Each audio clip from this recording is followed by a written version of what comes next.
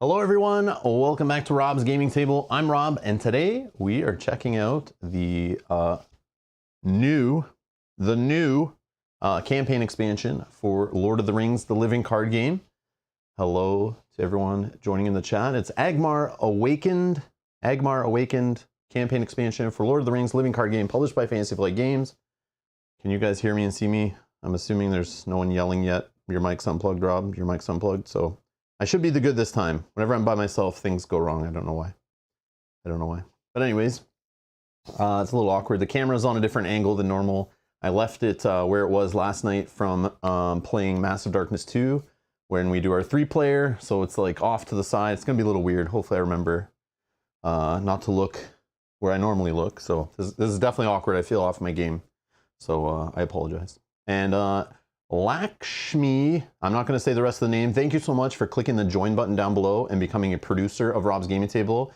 I'm pretty sure you're already a supporter on Patreon. Thank you for supporting us even more here at Rob's Gaming Table, allowing us to, you know, buy more games, buy better cameras, lighting, audio equipment, and travel to conventions like Gen Con. I appreciate it.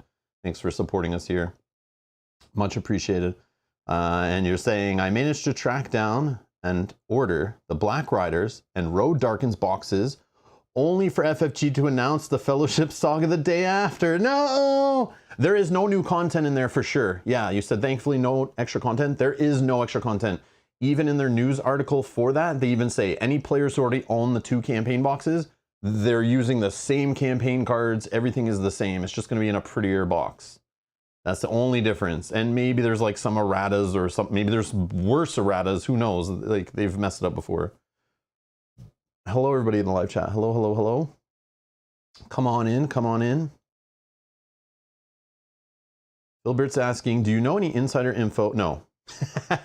No. No, FFG is pretty tight-lipped about that stuff. If you want any spoiler stuff, you gotta like bug playtesters. But again, this stuff, I don't know if it's even playtested, but playtesters are not supposed to talk about what they playtest. I don't even know if I should ever talk about that. There is playtesters. I'm not sure, but I'm sure the agreement I signed many years ago is dead and gone, and the game that I playtest is dead and gone. So who knows? Anyways, do you know any insider info on older campaigns that has player cards included in the starter sets are going to be revised as well? I forget, there's some talk I saw on Reddit of people saying based on the cards, the next one should be the one that I think comes right after Angmar Awakened. So I don't know, but we'll see. I'm excited. Hopefully it's ones I don't own. Oh yes, and full disclosure, I was sent this campaign expansion from Fantasy Flight Games. This one right here, Angmar Awakened, the one we're starting today. I was sent this. I did not buy this. I did not buy this box. But the last set that I ever bought when I was collecting this game back in like 2014, 2015, whatever, and I stopped, except for the Saga boxes, was this set. I had all the packs for this set not opened until like recently. I opened them all.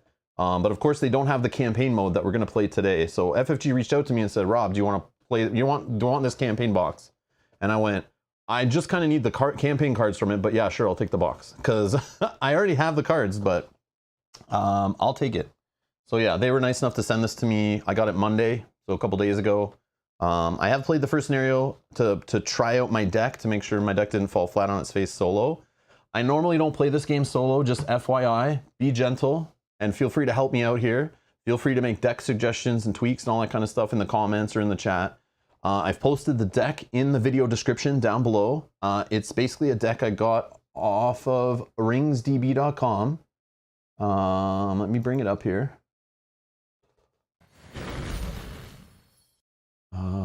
So yeah.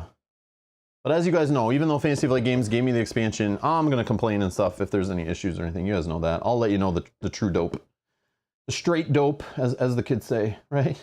So this is the deck I'm playing. Thank you to the first Melkor's Balrog. Thank you for posting this deck. It just caught my eye because I was looking for Dunedain. So in the player card expansion that came out a month ago, it had, and I guess in the old cards too, obviously, there was a focus in the player cards I noticed of Dunedain, Noldor elves, and some Gondor shenanigans to go with the Gondor starter deck, which is really cool. So I was looking for one of those 3 types of factions or deck archetypes to play in this scenario, or to play through the campaign at least, true solo. And normally I don't play true solo, but when we were playing true solo to try out each of the starter decks, I kind of was having a lot of fun. So I thought, I'm going to play it. Mel's busy painting Oathsworn right now. And if I started to pull her into it and we started playing 2-player, you know, like we normally do with our campaign games on the channel, where we play, you know, 2, 3 players, whatever, we wouldn't be able to even start this now or continue at any kind of quick speed. So if I can do this solo, I can just kind of jam an episode in the day between other things, and just play like one scenario. So we'll play one scenario today. I scheduled the other scenario for tomorrow. But what I was doing, I was looking for a deck archetype of either Dunedain, Noldor Elves. And when I was looking at the Noldor Elves decks and the Dunedain decks I could find online, they were obviously using cards from the whole card pool. And my restriction for this, like I've been doing with my whole Lord of the Rings series, since we started with the revised core set, I want to play with only the re-released card pool. For fun, I don't know. Like I own hundreds of dollars of the other cards, but it's just like, you know, new people getting into the game, finding these videos now, it's like if I'm using a whole bunch of cards from an expansion that they never reprint, I don't really want people going and hunting them down on eBay for like 8 times the cost or something. So I'm trying to stick with the stuff that's in print, readily available, and being re-released in the current wave of the game. If anyone doesn't know, Fantasy Flight Games has been re-releasing content in new boxes, new packages, and they've been adding campaign cards to some of the sets to make the scenarios connected that weren't connected before, so you can play them in like a campaign mode. Similar to the campaigns in like Marvel Champions, for example. Like not too crazy, not too heavy, but they just connect the scenarios and have like a you know, progression a little bit through them. Nothing mind-blowing, but still better than not having it, I think. So thank you to the first Melkors for posting this deck, because I started looking for a Noldor Elves I went for first. It didn't look like I could really jam that solo and feel confident, but again, I was just looking at the deck, what do I know, right? But then I found Dunedain, I started looking through some of the Dunedain decks, and was like, wait, I think I can cover almost everything here, like, you know, a little bit of draw, dealing with questing and fighting, like, I should be okay. But this one kind of spoke to me, so I posted not just this deck below. I made some tweaks this morning, and the deck I've linked below is the big change, super big changes. This is going to blow your mind. I cycled back some changes I tried. The only thing that's stuck so far, but we can tweak as we go. I put in 2, I don't know how to say this. I always say it wrong. But anyways, this stone card, I've put in 2 of those, and I took out 2 expert trackers. I tried putting in the healing characters, the card draw characters. I started putting in more green allies and taking out the, some of our producers in the Discord that play this game started recommending that I should take out the Ranger of the North jank, which is involving 3 Rangers of the North. And this guy basically gets shuffled in the encounter deck. He can pop out, do some crazy stuff. Thematically, and just the fun flavor of this guy, I just wanted to play with him so bad when I read it. I think it's hilarious. Obviously in a multiplayer game, it'd probably be even better.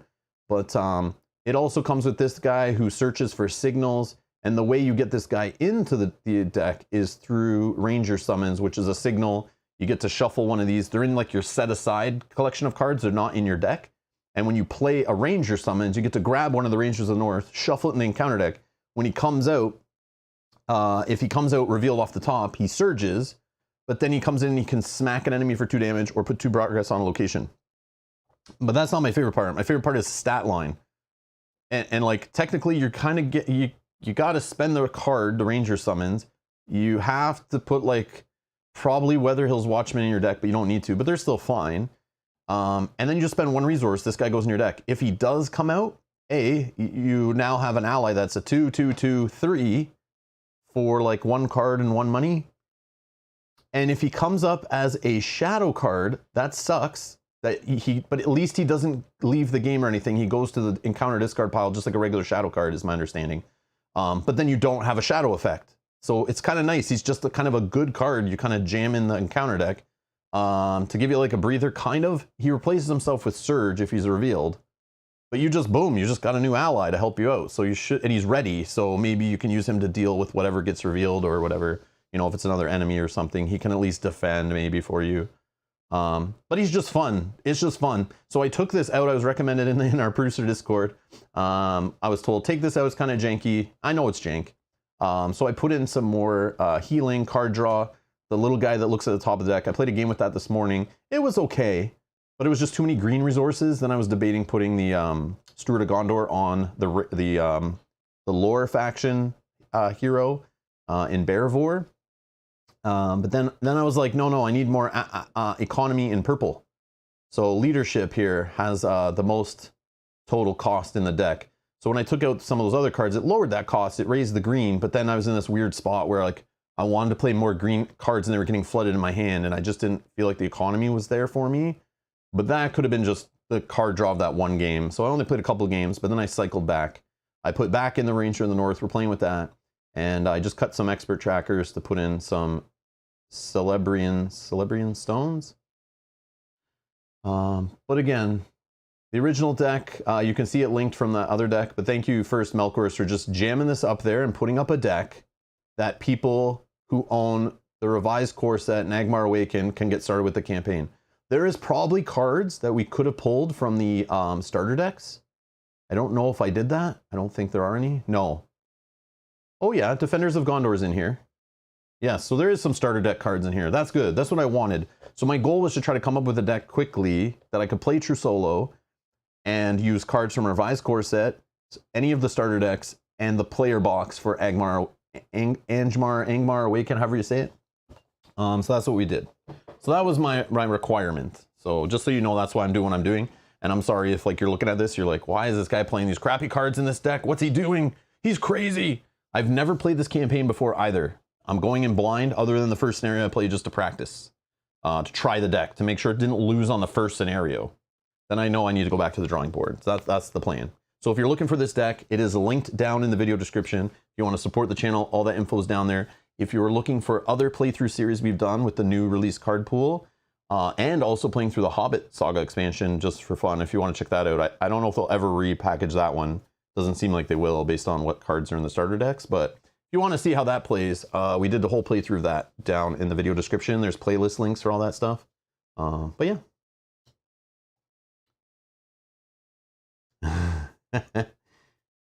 But yeah. I do not want people to be hunting down the whole card pool for this game as FFG's re-releasing stuff. That sucks. So that's why I'm not pulling cards from the whole card pool, just so you guys know if I didn't make that clear. And I don't have the whole card pool. Like I said, I stopped buying after this cycle, and then I just bought the Saga boxes, which I do want to play through on the channel at some point in the future. Now that I know they're repackaging them, that's super awesome. So we can all play through them together. I'm definitely playing those at least 2-player though. But yeah, definitely coming soon to the channel. So make sure you subscribe and hit the notification bell, because we will be playing more Lord of the Rings LCG on the channel for sure. Faux show. Faux show. What else do I need to do? So here's the box we're playing with today. Just so you guys know what it is we're using. So this is a repackaged box of the deluxe box, the Lost Realm, and then the 6 packs of this cycle, all put together with just the campaign cards and the encounter cards. No player cards. All the player cards were pulled out and put into a separate product, which I can probably bring up on the screen if the web page will load. Man, FFG's got, or Asmodee's got to stop cutting employees from FFG. There's no one to like make sure the server is running in the back room. Okay. All right, let's see here. We're running well, I should say. Where would those be? They would be, I guess, in the cycle. Oh yeah, right where I found the other one. Yeah, so this hero expansion is where the hero cards are. So before it was these 6 little tiny packs and then 1 deluxe box. So confusing that it's not with the other expansions. It's like its own separate thing. But you need this to like kind of start the cycle off if you're gonna play the scenarios in order. Also, thank you to Vegeto. I'm probably saying that wrong. Thank you for subscribing. Welcome to the channel. Welcome to the channel. I'll show War Machine. I'll show the inside of the box in a sec when I flip to the overhead camera.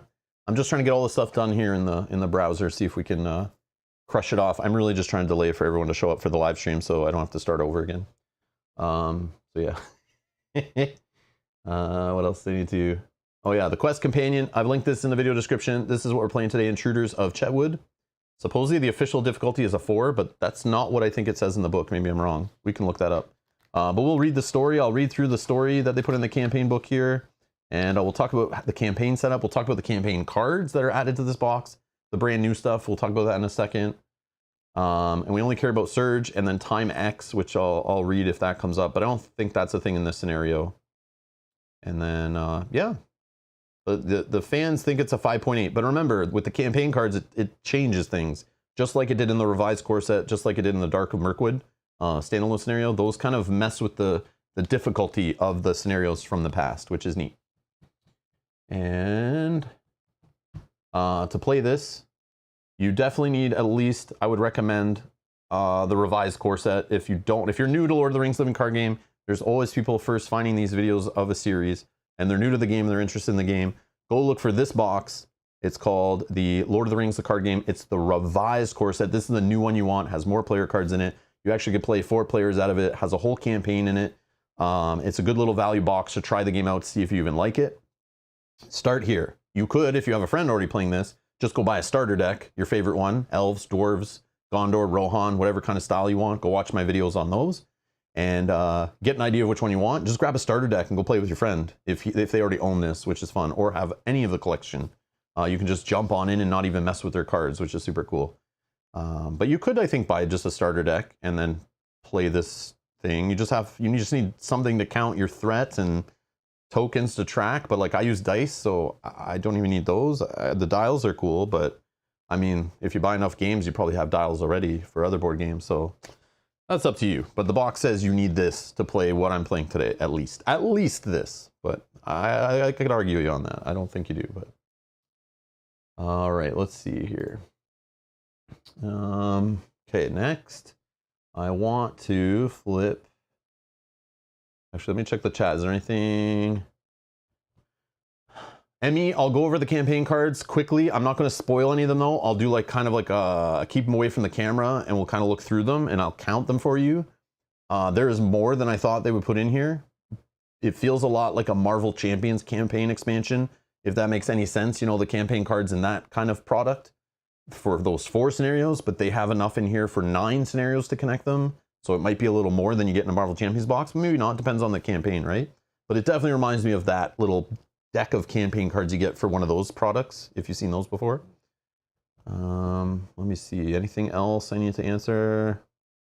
Kate says, I'm just happy I finally found my binder with the entire Heirs of Numenor campaign that's been lost for like 2 years. Oh, wow. Oh, wow.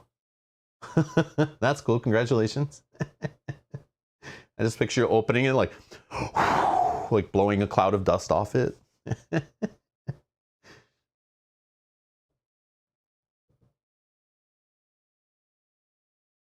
Yeah, if this is going to be pure solo, no passing the precious for the first player, then no precious on the table today, unfortunately. No. But I might play through this whole campaign again, and here's the cool part. So I'm going to play it today, true solo, and we're going to play again tomorrow, scenario 2. Hopefully we win today. If we got to play it twice today, we will. And then we'll try scenario 2 tomorrow. I'm going to just keep playing them kind of blind. Like maybe I'll try them once before the stream to make sure the deck doesn't need tweaking. Because that was something I learned with when I used to play this game many years ago, was this game definitely will like kind of punish you, and it doesn't have fail forward. So if you go into a scenario and they have some twist on the mechanics that literally crush you with your current deck, the idea is you fail, then you go back to the drawing board, and there's a real focus in this game on deck building and tweaking. So then for streaming, that can be annoying. I have lots of games to play through. So what I will do to kind of combat that, I play it like the night before or the morning before, using my existing deck. This is how we went through the past campaigns. And like Mel and I would try our decks just to make sure they're still good. Maybe we'd tweak a few things after playing it once and kind of seeing like, oh no, this one has all big baddies. Like, oh no, we need something to deal with those, you know? Or like, oh, our questing kind of sucks. Let's change some allies out, you know? And try to keep our same heroes, of course, because we're playing campaign mode. But so what I might do is just play the scenario once and then tweak my deck, and we'll talk about that on the next episode. And then we'll play the scenario. So I'm just going to keep going through it until we just struggle and we have trouble, but you guys can help me out. I'm sure people recommend deck changes as we go. But again, we're only playing with the revised re-released card pool. So we can only pull from that. And if I do hit a brick wall at some point, a scenario that's really bad true solo, I'm just not having fun, it's not working for us, no worries. Eventually, Mel will have some time, and then we can grab 2 decks that work together, which I feel like is like the best way to play this game. 2 or 3 players, like my favorite. We'll jam this, we'll try this whole thing out again 2-player. And by then, if the next product's out with more player cards in it, then we'll pull those in too. And maybe we can like build something even different and more ready for the campaign. So I'm not opposed to playing through this twice if we have the time. So yeah, or not completing it fully solo. We'll see how far we can get. Because I'm not like a pro with this game true solo. You know, I can count the amount of times I played true solo this game on like 2 hands. So yeah, so it's not a lot, but we'll see how this goes. Hopefully the quest or the campaign modules kind of tweak it a little bit to help solo be more acceptable for maybe some scenarios where it's not, which I know this game has a few scenarios that are like really like they didn't play test them true solo or something. But yeah. Okay, let's go to the table. All right. Yogi is saying, is it out on Thursday? I think in the US, the US Asmodee website, I think somebody's saying in the chat, has a release for 19th. So whatever that is, Thursday or Friday of this week. I don't know when it's coming out in Canada. I have no idea. It was the last date I saw on our distributor was like July 27th. That obviously didn't happen, I don't think, because I'm pretty sure I got email notifications from my local stores that it was out. But yeah. So some people who order straight from Asmodee probably already got shipping notifications, I would assume, if it's similar to what happens with the Marvel Champions products in the US. But in Canada, it's like all over the place. I don't know when it's coming out in other countries at all. But the only date people know right now for the US is like the 19th of August, 2022, if you're watching in the future. Okay, so let's look at the box. So the box is the exact same size as the revised core set. And yes, it comes with the same insert. Even color coded to kind of like go with the box, which is cool. I like it. Same as the Marvel Champions core set, same as the revised Arkham Horror core set. Exact same cardboard quality, exact same insert. If you've seen those before, it's the exact same. Okay, so that's what they're going to do going forward. Player box is throw it in the recycle. Don't keep it, because the campaign box is what's meant to hold your player cards if you don't have another storage solution. Okay, and they did the nice thing of putting, instead of all those paper sheets like you would have if you collected this game in the past, they put everything in a nice book. Hopefully they put this online so people can read about campaign mode and all that kind of stuff. But they put like the whole story in here, and then they have setup, and then they have campaign setup telling you about which campaign cards you need. You know, and then, you know, our ending little story. It's all in here. Nicely formatted, up to date, looking new and fresh. And there's even, I don't know if this existed in the previous one, but there's little designer notes. I haven't read these yet or anything, a little epilogue. You know, from Caleb and MJ Newman are back in here talking about designing this set. And then there's an Angmar Awakened campaign log. So I was going to photocopy this morning, but then I realized it was like half hour before the stream and I probably didn't have enough time to go to the local copy shop. This is not available online yet. It will probably be available once the campaign actually releases fully. And the campaign cards are supposed to be available print and play for people who already own the cards. But that, if it's based on past, you know, how FFG does it, it probably won't be out till later this week. If not, you know, within the next month, who knows? And it's whenever the janitor wants to upload it. But this is, I couldn't find this online anywhere. So I'm just going to go and copy this like after the stream today, so that I'll fill it in for tomorrow and we'll just use it. I don't know if we really need it, but there's some fields on here that are different than the normal campaign log. So I was going to print out the normal one and just use that. Maybe it is very similar. I don't know. I got boons, burdens. So this is like the normal campaign log. I don't know. But then there's some other fields on here. Damage on heroes, unique cards stolen by goblins, damage tracking for protect the innocent and Arnor ravaged. I don't know. I'll print this out. I'll photocopy it. Don't worry, guys. Don't worry. You don't have to rat me out. I'm officially have permission granted to photocopy for personal use only.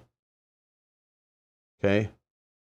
It's also available for download here, but that's a lie. That's a lie. They're lying. I almost looked at the wrong camera. All right.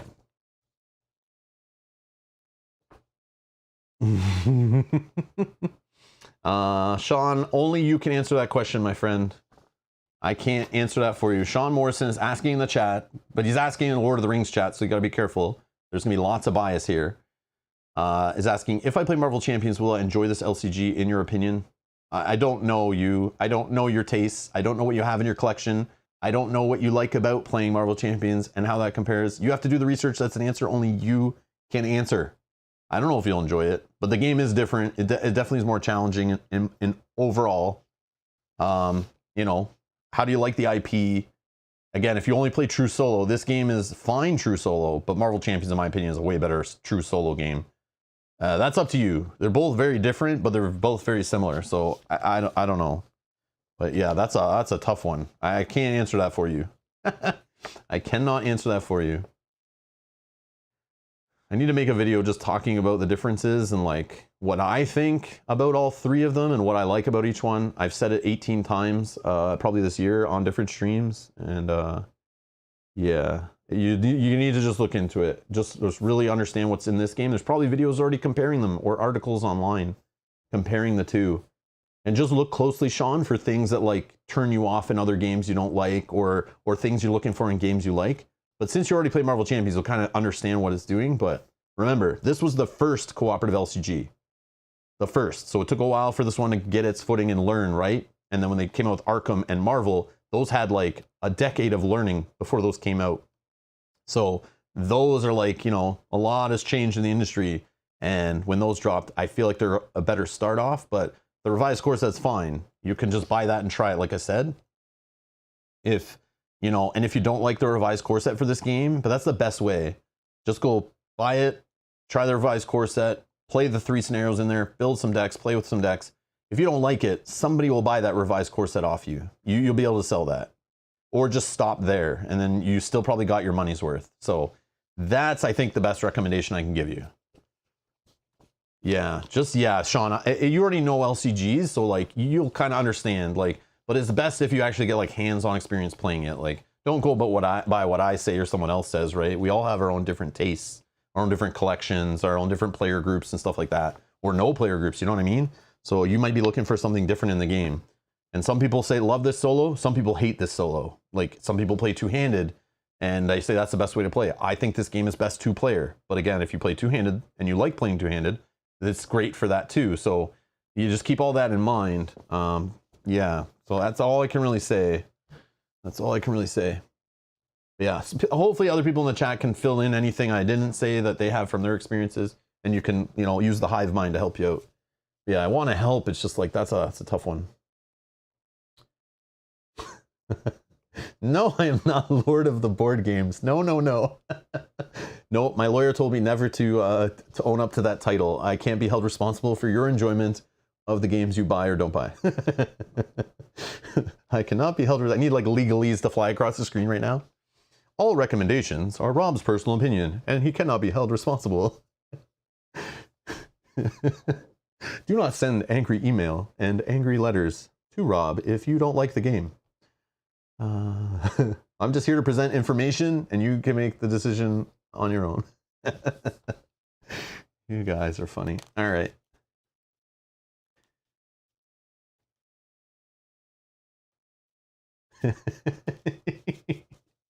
Oh man, Staccato says gonna try this game solo more. I mean, it works true solo. Those starter decks were fun. Almost all of them seem pretty solid. I'm sure out of the revised core set you can build a nice true solo deck. Maybe not. I don't know. I forget. But the starter decks come equipped, and I streamed every single one true solo through the Dark of Mirkwood little mini campaign just to try them out in like an easier scenario and like a medium to hard scenario. Just to see if they even like ran okay and they were capable. And every single one was capable and could easily be tweaked from the revised core set card pool, or the cards that come in this set too can buff up some of those decks and tweak them based on the scenario you're playing.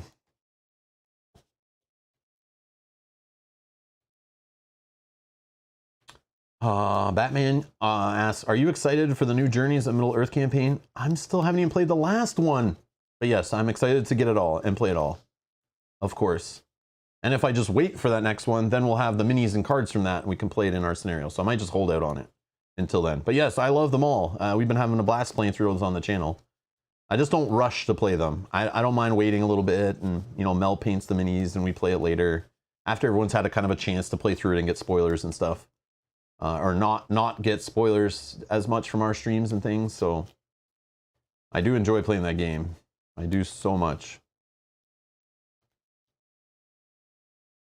All right. Okay, so let's talk about this scenario, or I guess we should draw our cards first, right? This game, you need to draw your cards first before, but I already like know kind of what's going on. But anyways, I do what I want, I guess. Semper says, if you don't know how to build decks, do you use RingsDB? I use RingsDB like 100% for this game, just because now I play so many different games that if I switch hats and I come, oh, hats, that reminds me, I forgot my Gandalf hat. Damn it. I was going to wear that at the start of the stream. Whoopsie. We'll fix that in a bit. But yeah, too much to remember. But for RingsDB, yes, I net deck. I'm a filthy net decker. I love that people take the time to write post decks online to help new players out, or help players like me who don't. I like deck building. I love when you build a deck and it's yours and you play it and there's that rewarding feeling. I just don't have the time, or I don't want to spend the time. Because I'd rather play the game more or play another game more. And if I'm sitting there building decks for hours, I mean, it still takes hours to go through decks on RingsDB and then find the cards in my collection, sleeve them all up, test them out, retweak them, and all that kind of stuff. I still spend hours constructing decks, but not from scratch. I usually start with someone's idea and then tweak and modify as I see fit. But yeah, I use RingsDB all the time. I recommend people go there. Nowadays, you find lots of card games with like pre-built decks and but even in the player card expansion for this game, they did include recommended decks for playing 2-player. I think there's like a Noldor deck and a Dunedain deck in there. But we're just playing a Dunedain deck solo, a Dunedain Ranger deck that I've tweaked just a tad. I untweaked it from the stuff I was doing.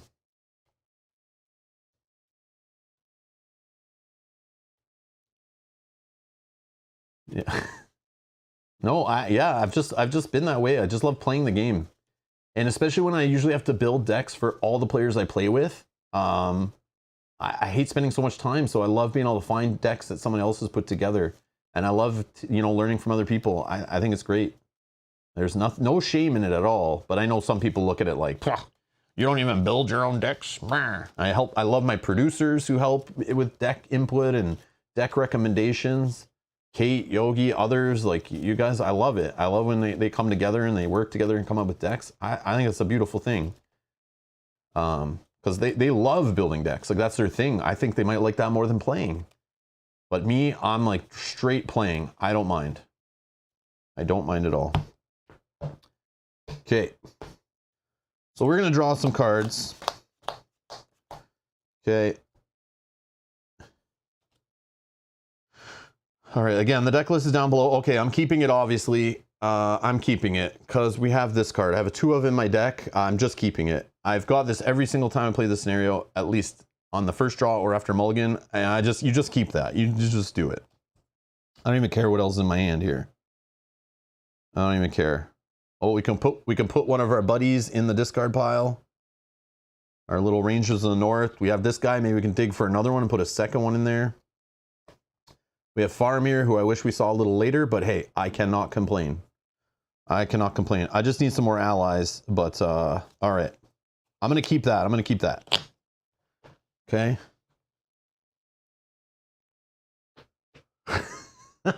Oh yeah, before we get started, I know a lot of you want to know this, and then you can leave. You don't have to stay.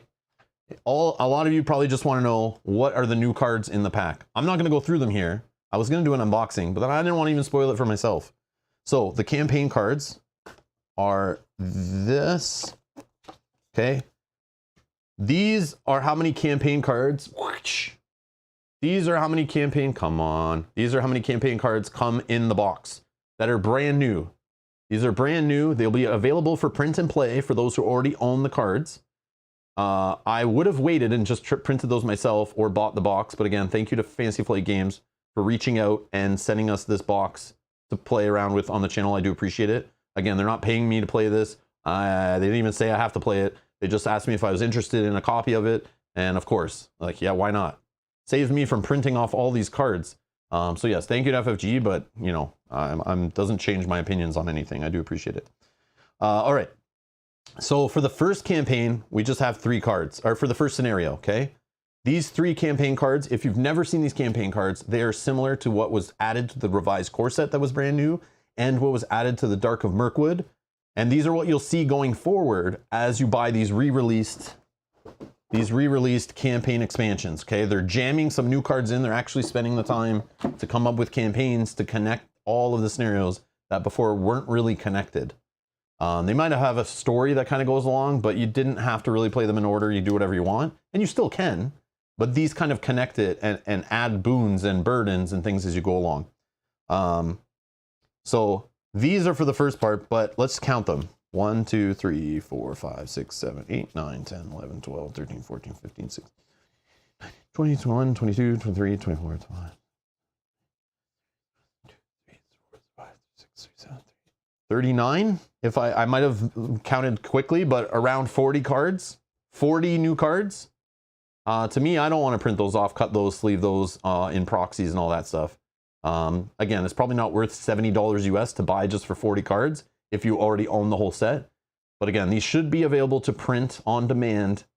And you could use a card service to print them, probably for less than $70 online, and print them on at least decent card stock.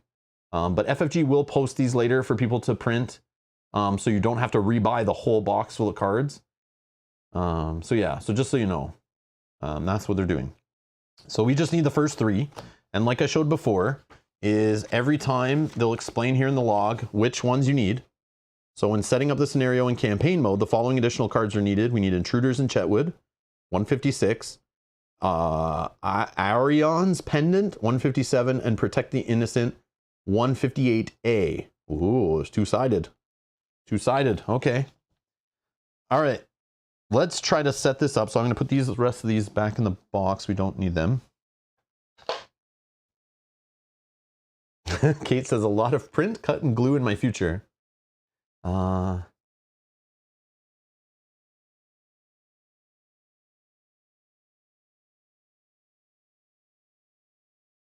Yeah, I'm not disappointed that they're not re-releasing more physical stuff for Lord of the Rings, Journeys to Middle-earth. I mean, I wish they did, but I think there's enough in that game. I just want more campaigns to play through, and then they can use all the different items and heroes and enemies and things. Just mix it up, have some fun, make some interesting stories. Or some different style of campaigns. I love the ones where they give you like options of scenarios to choose and branching paths and all that kind of stuff. They could do some really fun stuff, or even some shorter ones would be fun. You know, I'm fine with that. I'm fine with that. I don't need it to get so bloated that I need to buy like an extra shelving unit just to store components for that game. No, thank you, because then that means the game doesn't get played as much because the setup is ridiculous. So I'm kind of okay that they're stopping making that.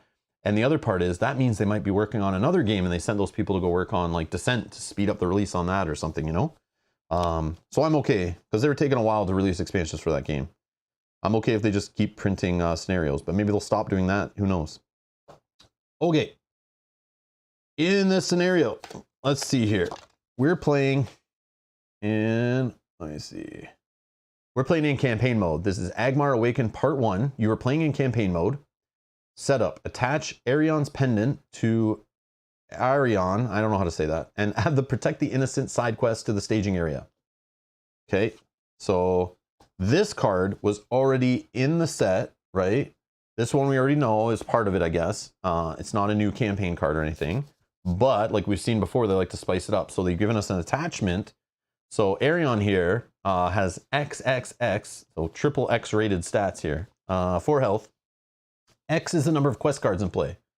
So if you didn't know with this set, they introduced this thing called side quests, which blew my mind when I first opened my packs of this stuff and I found these things in there. I was like, what the hell are these? But that's like the focus, I guess, of this campaign is introduce side quests to the game. So the number of quest cards, it's usually just 1. It's just the main quest deck, right? But we'll see side quests come into play, and we can even put some in our deck. But the encounter deck can have some too, which is like this. I see why they picked this as their first one to release. It seems really cool. Response, after side quest is, oh, sorry, first player gains control of this guy when he comes into play, but like we're just playing solo, so this doesn't matter. Response, after a side quest is revealed from the encounter deck, we ready this guy. Then it says if he leaves play, the players lose the game. So we can't let this guy die. But because we're playing campaign mode, we get this new campaign attachment. Attached character gets +1 willpower. Yes, please. Response, add this pendant to the victory display to cancel the win revealed effects of a card that was just revealed from the encounter deck, or to cancel a shadow effect just triggered. So I'm going to try to keep this on this guy as long as we can, because that +1 willpower, I'm sure, is super helpful. But yeah, there might be a time where it's like we could, like later in the campaign, if I don't know how long this guy sticks with us. I don't know anything. Don't spoil it if you already know. But who knows? I guess the campaign mode can change that too. So even if you played through this before, the campaign mode could change things up. Also, there's another ally card that it tells us not to play with. So this guy, I think you're supposed to start with this guy too. If you played this campaign before, or played these this cycle before. But in the book, it says don't play with this guy yet. The campaign cards will tell us when we get this guy. So I just threw him back in the box. So that's different from before, I think.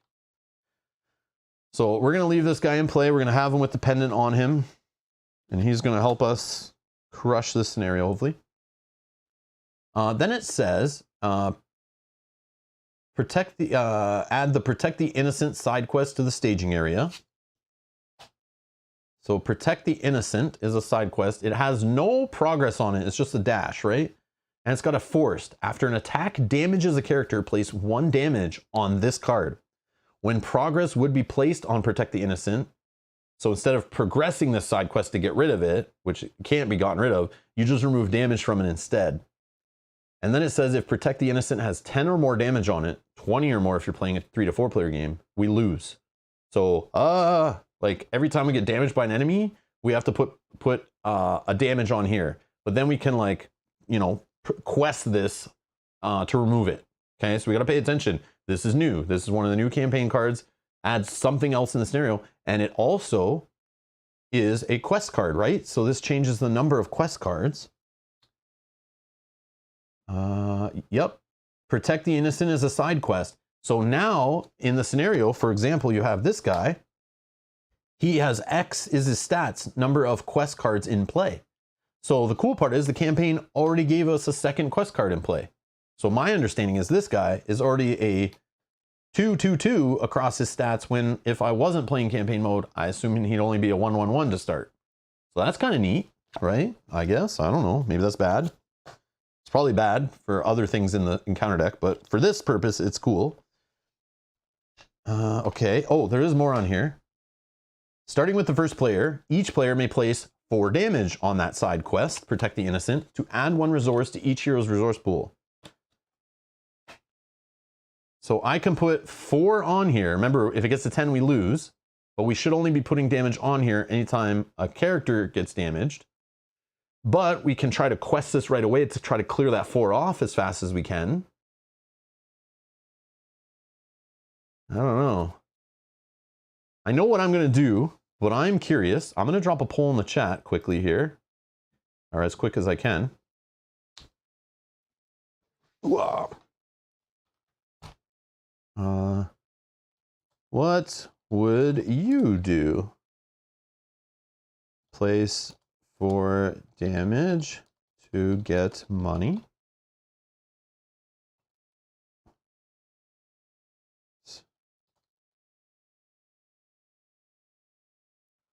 All right.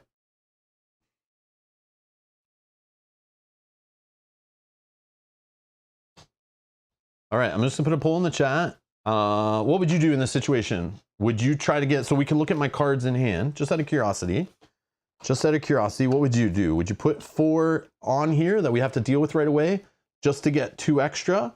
Or sorry, 1 extra per hero? I mean, that could help us. That could actually help us play the Steward of Gondor first round. You know, and then we could get the money and we could play this guy right away. And then he'll help us search for a signal card, which maybe, you know, draws a card of our deck, thins it out a bit. And we already have one in our hand. I don't know. We also do have Bearvor. We do have Barivore, and we'll also draw another card right at the start of our turn. So Barivore could help us dig and we can find some stuff. So we should be able to have stuff to spend the money on. Worst case, it gets us to, you know, Faramir faster. It gets us to Forest Snare faster.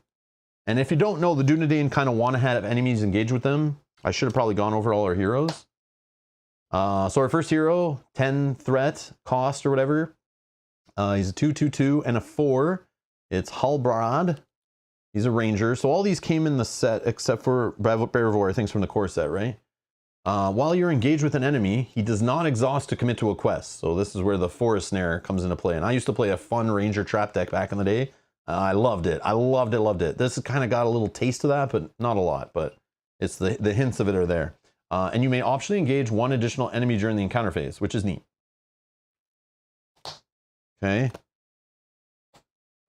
We have Aragorn, who's a Dunedain Ranger Warrior. This is Tactics Aragorn. So he's 12 cost, 2 willpower, 3 attack, 2 defense, 5 health. Each enemy engaged with you gets -1 defense. Okay, we're going to kill dudes faster. Awesome. Or kill them when we want to, you know, because we're going to leave them engaged with us maybe. Response, after Aragorn participates in an attack that destroys an enemy, choose an enemy not engaged with you and engage that enemy. So man, I wish I was playing this guy when we had those stupid goblin snipers everywhere in previous scenarios, and we'd get to pull them to us and kill them faster. And then we have Barivore, who I love Barivore, just that she draws us cards if you want, right? You got to exhaust her to do it. She does have nice stats of 2/2/2/4.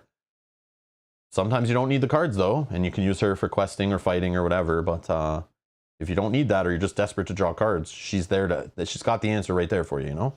So those are our 3 heroes. That's what we're rolling with. It is a tri-sphere deck, leadership, tactics, and lore, if that wasn't obvious. So it can be a little more janky based on what resources we see and what cards we draw into. You can get screwed a little bit more, but I think we'll be okay. All right, I'm going to end the poll. I just want to see what you guys are saying. And just so you know, I have always placed the 4 damage there and always taken the money. But I've always had Struda Gondor in my opening hand after Mulligan or whatever. So it just makes sense to get that in play and accelerate our resources, and maybe we can clear it. So the other thing with this, and it looks like 69% voted they would do the same. Okay, so I'm not crazy. I'm not crazy. Okay. It also says here, not here. Where does it say the other part? We'll put our 4 damage. Let's just do that now. Okay, 4 damage. We're going to take our resources. Okay, for this effect, we'll do the other ones in a second. There is something else here. This one, I think. Oh yeah, I should probably read the campaign story in a second. But this says, Rangers have sighted a large group of orcs making its way towards Breland. The Dunedain Arion has asked you to help him intercept the war party before it can reach the quiet village. The orcs are a day ahead of you and moving fast, but there is hope. You can catch them with the Rangers tracking skill. Setup. Put Arion into play. Add 1 orc war party to the staging area. Each player adds 1 different location in the staging area, and then shuffle the encounter deck. So let's do that right now. Okay, orc war party. Oh, here's one. So here's orc war party. 40 threat, 40, I forget, it's threat cost or whatever. I don't remember what those 2 values are called, but 3 threat, 6 attack, 3 defense, 6 health. Orc war party, orc traded, cannot have attachments. So unfortunately, no forest snares on these guys. While orc war party is in the staging area, enemies in the staging area cannot take damage. The players cannot win the game while orc war party is in play. Okay. And there's a couple of these in the deck at least. And this one, I guess you remove when you're playing on easy mode. So there's at least 2. Okay, and then we need to get a unique location. Or a different location. I feel like. I think I've tried different ones. I think I like this one. I don't know. While Borders of Breland is in the staging area, it gains forced. At the beginning of the quest phase, return 1 enemy engaged with a player to the staging area. I don't like the shadow effect. It's not the worst one, but it gets that out of play. I don't really care about the travel or the text on it, sorry. And I would hate that to happen later in the game. It's only 4 to get through it. It only costs 2 threat to sit there right now, so I think it's okay. I'm gonna go with this one. There's ones that like take 8 to progress. There's ones with like 4 threat on them. There's ones here with X threat. You know, it's only 2 right now because, but see, when we play in normal mode, this would only be 1 threat at the start of the game. I probably would pick this one, but it's 5 to get through it, and it gets worse the number of quest cards in play. There's 2 to start, so, and it gets worse if we draw one here at the beginning of the game. That could be 3 right away. So I'm just gonna go with this one. I don't know if that's the right choice. I don't know, but I do like the way in a multiplayer game you have to choose different locations. So not everyone can, you know, there's lots of duplicates. It makes everyone have to choose something different to spice it up. I think that's neat. But we're playing true solo, so we can just pick anyone we want, which is fine. Yeah, the side quest thing is really cool, Ultravioletta. I think it's so neat. I didn't put one in my deck. I had one, but then I took it out. But I would want to put one in later, maybe. But there's enough in this scenario for sure that we'll have plenty to probably deal with. So, yeah. Just reminds me of like side schemes from like Marvel Champions. You know, it's like that kind of idea. But if I hadn't played that first, and I actually played this cycle back when it came out, my mind would have been blown back in the day. But now playing like, you know, playing Marvel Champions is like, oh, I get it. This is where side schemes came from. Or you know. This was how they came to be.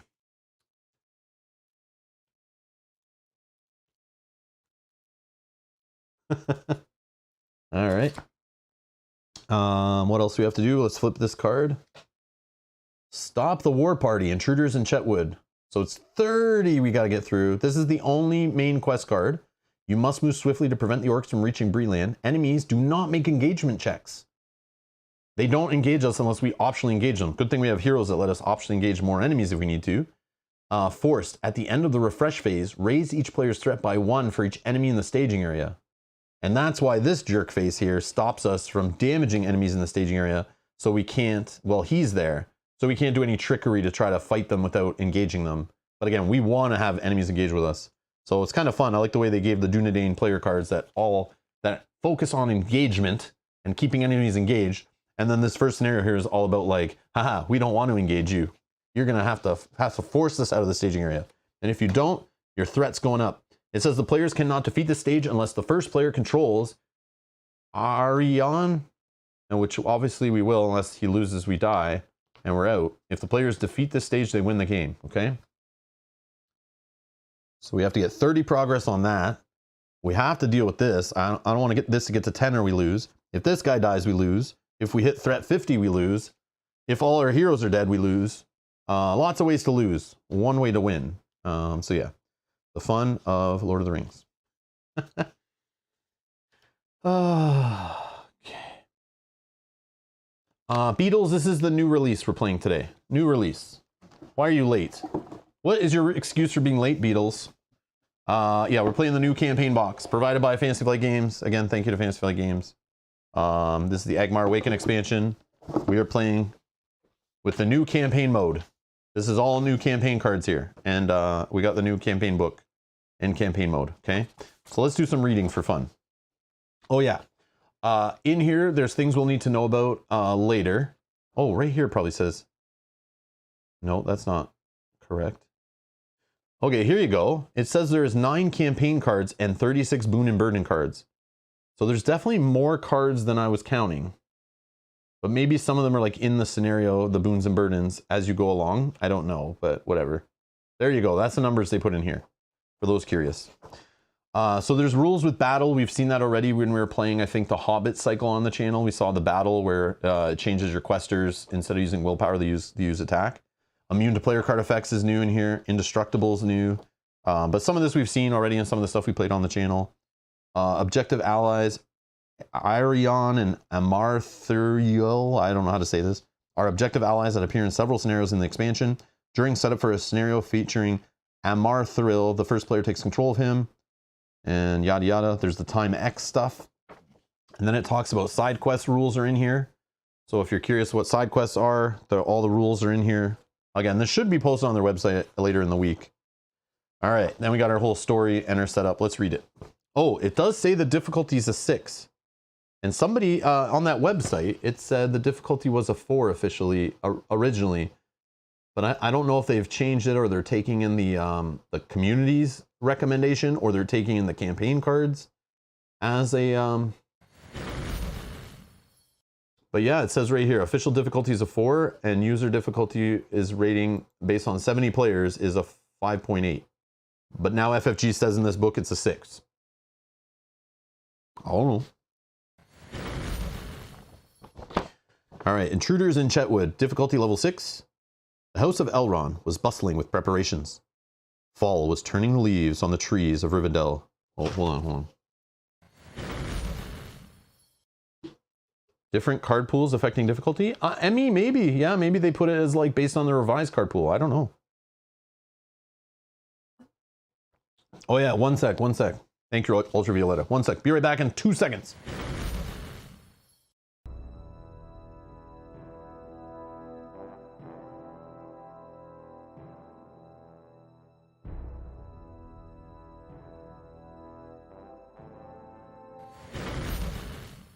All right. Can't have story time. Can't have story time. Oh, what has happened to this hat? Can't have story time without Gandalf. You know, I do need the beard though. I do need to get on that. All right. We're serious here, okay? We're not filthy casual noobs playing this game, okay? We are hardcore serious business. This game is no joke. This is real life, not a game, okay? And when we do story time now, we put on our serious hat. All right. The house of Elrond was bustling with preparations. Fall was turning the leaves on the trees of Rivendell to flaming colors, and the valley echoed with the singing of merry voices. The elves were gathering the last of the summer harvest to celebrate the autumnal equinox. All were busy except the master of the house and his guests, a band of wary travelers who had recently arrived from important errands in Gondor and Dunland. The heroes were tired from a journey of many leagues fraught with peril, and Elrond had welcomed them to rest in his home and tell what they could of their adventures. In the Hall of Fire, Elrond spoke with the heroes at length concerning their service to the White Council, many great deeds they had done to forestall the growing power of Mordor, and for their acts of valor, Elrond made them honored guests and bid them stay until they were refreshed. While they spoke with the Elf Lord, a messenger entered the hall to announce another traveler newly come to Rivendell. Behind him stood a tall man of proud bearing. He wore the weathered-stained garb of a ranger. From the man's appearance, it was clear that his errand was urgent. "May Governon Dunadan," said Elrond, "the sons of Valandil are welcome in Imladris." I'm going to butcher all the pronunciations, so just so you know. All right. The ranger placed his hand over a hawk pendant he wore on a chain around his neck and bowed. "My lord," he spoke, "my name is Iarion, and I have ridden here in haste to seek my kinsman Aragorn. There is evil afoot in the untamed lands north of Bree, and we rangers have need of our chieftain." Also, just so you know, this text is in that horrible italicized thing, so I'm trying to read that too. I hate reading italicized text, but yeah. I think that was the same in the old version, right? "The son of Arathorn is not here," answered Elrond, gesturing for the ranger to sit in an empty chair next to him. He continued, "But tell me more of your errand. Long have the Dunedain kept the villages of Bree safe with secret vigil, yet seldom have they sought for aid in that thankless task. What evil drives you here now?" The ranger took a seat that was offered to him before explaining.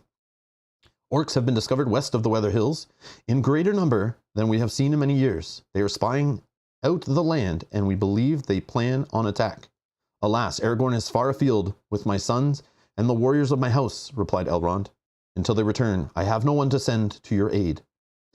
Arion looked downcast and mastered himself before speaking. "Then I must return at once to my kinsmen and help them prepare as best I may. I will tell your chieftain of the threat to his people, and as soon as he returns," said the Elf Lord.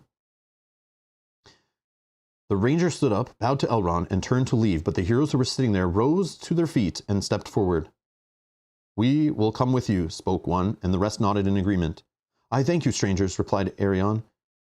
But as Master Elrond has said, our deeds are secret and thankless. We Dunedain receive no reward for our sacrifice, and neither do we have any to offer.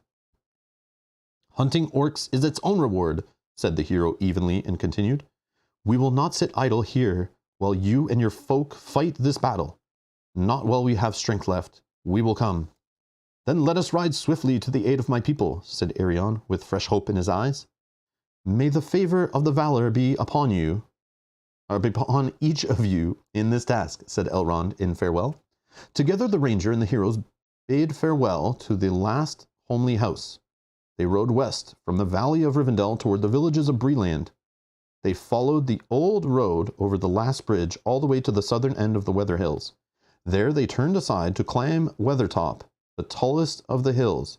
Its summit commanded a great view of the surrounding area, and Arion told his companions there would be rangers keeping vigil there. From them, the Dunedain hoped to learn some news before pressing on. When they reached the top, they found 2 Dunedain who greeted them.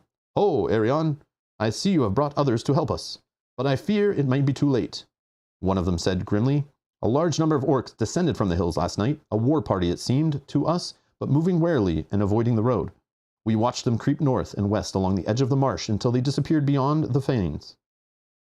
It is likely that they mean to come upon the villages of Breeland from the north, replied Arion, looking in the direction of what the rangers indicated. Our people in Chetwood must be warned. One of you take my horse and ride with haste to do so. My companions and I will follow the orcs and do what we can to delay them. Turning to the heroes, Arion laid his hand on the pommel of his sword and addressed them. There are many lonely homesteads north of Bree. We must do what we can to track these orcs and safeguard those people. Come. Set up. The Intruders of Chetwood encounter deck is built with all the cards from the following encounter sets. Intruders in Chetwood, Arion, Eriador Wilds, and Angmar Orcs. These sets are indicated by the following icons.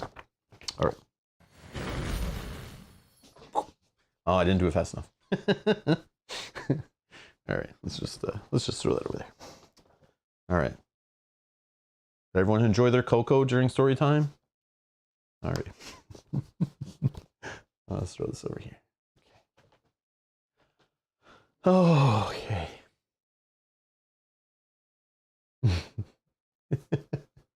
Oh yes, Billy, it would be worse reading it in cursive, I agree.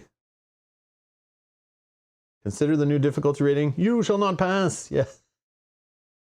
Talking at.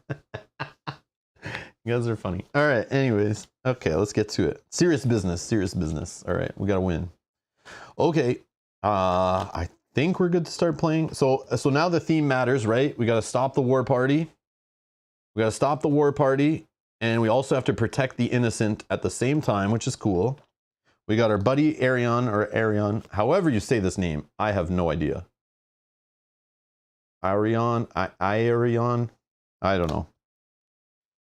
But anyways, he's helping us. And we're going to try to stop the orcs and keep the innocent protected.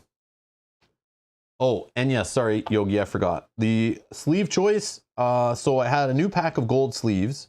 These are Dragon Shield matte gold sleeves that I hadn't opened. And right before Gen Con, when I was building our Web Warrior decks to bring to Gen Con to play with everybody during the Marvel Champions, the X-Men preview event, I put together the 4 Web Warriors. And when I was putting together, I needed a color for Spider. And I was thinking they're in a mech. And I didn't have any like silver sleeves. I was thinking mech and metal. And then I thought like, okay, like Iron Man, a suit, that kind of idea. And then I just picked this color. Okay, that's why I chose it then. But they were fresh. I loved them. The color was beautiful. I never seen these gold matte ones before until at Gen Con when we played with them. I think Kanji was playing this deck. So I used the other half of the sleeve box. When I was looking at... oh, no, I need those. When I was looking at a sleeve color for this, I had the mono color, right? So I had Halbarad, Aragorn, and Barivor, all 3 different spheres. So I couldn't just choose one sphere, even though this is main leadership. But then I was like thinking about what sleeve to sleeve it in. And I looked over at this box across the room. And I don't know, just something with the art, the accents, the Lord of the Ring, the logo, and this gold just spoke to the campaign. I don't know. And I'm like going on this adventure, and it just felt like this is the right color sleeves. And it goes good with my black shirt, which matches the box, you know. And I just thought that's the way it's got to be. So there you go. There's the story. Oh yeah, and yeah, it matches the insert. Yeah. That's definitely why. Yeah. The insert, you know, it's close, right? I don't know. There you go. That's the story behind the sleeve color choice. Oh my God, how many people we lost so far with story time plus sleeve story time over here? You guys are killing me. There's like new people that come from the Lord of the Rings LCG community. And they're like, what is this guy all about? And they're like, this idiot, I'm out of here. This guy doesn't take it serious. I just want to see the gameplay. All right, welcome. Okay, so let's play the game. I think we killed enough time. It's been an hour. I think we can play now, right? Okay. It'll be quicker to get in the play tomorrow, though, because we won't have the whole campaign to set up. But we will have to talk about deck tweaks, what happened today, and we'll go over the story tomorrow. Don't worry, we'll read the story at the end of this, too. Definitely have to have story time. That's the new thing here. Okay. All right, so let's start by getting our resources, resource phase, right? And again, I have to shout these out, because again, when I don't play this game for months, and I want to just quickly jam a game of it, over on Board Game Geek, there's some good references. These are the ones I printed out and laminated a while ago. But this, like, when you go from playing Marvel Champions, Arkham Horror, and many other card games and board games, you start forget, you know, the flow of the game. This doesn't have setup on it. I had to look up how many cards you draw and setup and how the mulligan works and stuff. I always forget. I just know it's crappy. But if you want to know where player action windows are, which this game is very important, I keep this to the side. I don't use it that often, but it still just helps me get back into the game and shake the rust off quick. So shout out to that. I don't know if I linked this in the video description, but you can find it on Board Game Geek in the files section for the game. But what was I going to say? Oh yeah, so we start off with resource phase if you're new to the game. And we grab, you know, a card and a resource to each of our resource pools. I don't know where to stick this. Anyways, so we got these resources already from this effect. And then we get more, and then we draw a card, right? Well, hello. Hello, you're late. You just missed story time, Gandalf. Okay, interesting. No sneak attack, though. Okay. All right, let's start off by playing stuff. Planning. So we're gonna spend 2 off of our leadership hero, and we'll put Steward of Gondor there. We're gonna exhaust that right away to jam 2 resources back on him. Yeah, see that? I don't know. I don't know if I'm too tight here and we have enough space, but we'll figure it out. Oh yeah, we start at 32 threat, by the way, for our heroes, right? 10, 12, and a 10. Yeah, that sounds right.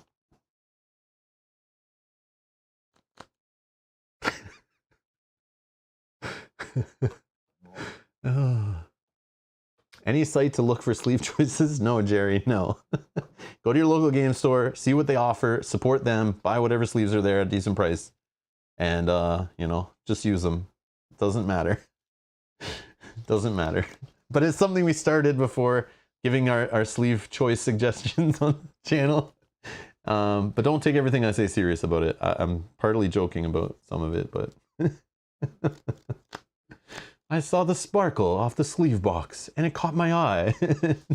I had to choose them. We love at first sight on the store shelf. No, the problem with Dragon Shields, you have no idea what the color is based on the box, which is so annoying. So I just buy random colors and I see what happens when I open them. It's like cracking booster packs. It's fun. And then if I really like it, I buy more of them later. But yeah. Okay, let's go with... I mean, we don't need to throw that guy in the deck yet. I kind of want to put this Watcher of the Hills in right now. But is he... how is he going to help us? I don't know. I mean, this is not the best start. That is for sure. I guess I can just put this guy in. Yep. I don't know. Let's put him in, and then we get to search the top 5 cards. After Weather Hills Watchman enters play, search the top 5 cards of your deck for a signal card, which I don't bet we'll find, but yeah, it's very rare to find it, but whatever. Okay, I wish I left all these cards on top, kind of, but it's okay. We'll shuffle them in. we whiffed. It's fine.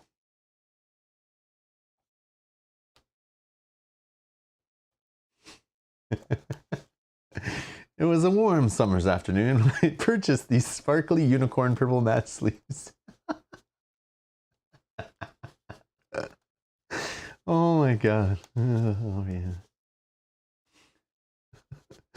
Oh man. Good times. Good times. Okay, let's cut it. All right. I'm having too much fun. This needs to stop. All right. No, there's no nightmare cards included in the campaign box. I don't know what the deal is with those. I don't know if they're ever going to reprint those. They probably weren't that popular of a product, but no, those, you would think they would put those in as a little module, but maybe they're going to release those later as like little packs if it's popular enough. I could see them package them all together in like little boxes if you want to buy them, you know? Because right now you still have to hunt them all down separately. It's super annoying, but I don't know if they'll ever get that far and reprint those. It'll obviously be based on how many people buy into this re-release product. Like I can see it just, they'll only keep printing it as long as people are into it and buying it, right? And if it doesn't have the hype behind it, they're just gonna stop printing it. I bet they'll just give up. Like, why would you keep printing it? All right, I think that's it. I don't think we can really do much else. Okay, so in the staging area right now we have 5. Oh yeah, this little token, this is from Core Quest. I'm going to use this because we have to choose at the start of the quest phase which quest we're like trying to like progress, you know.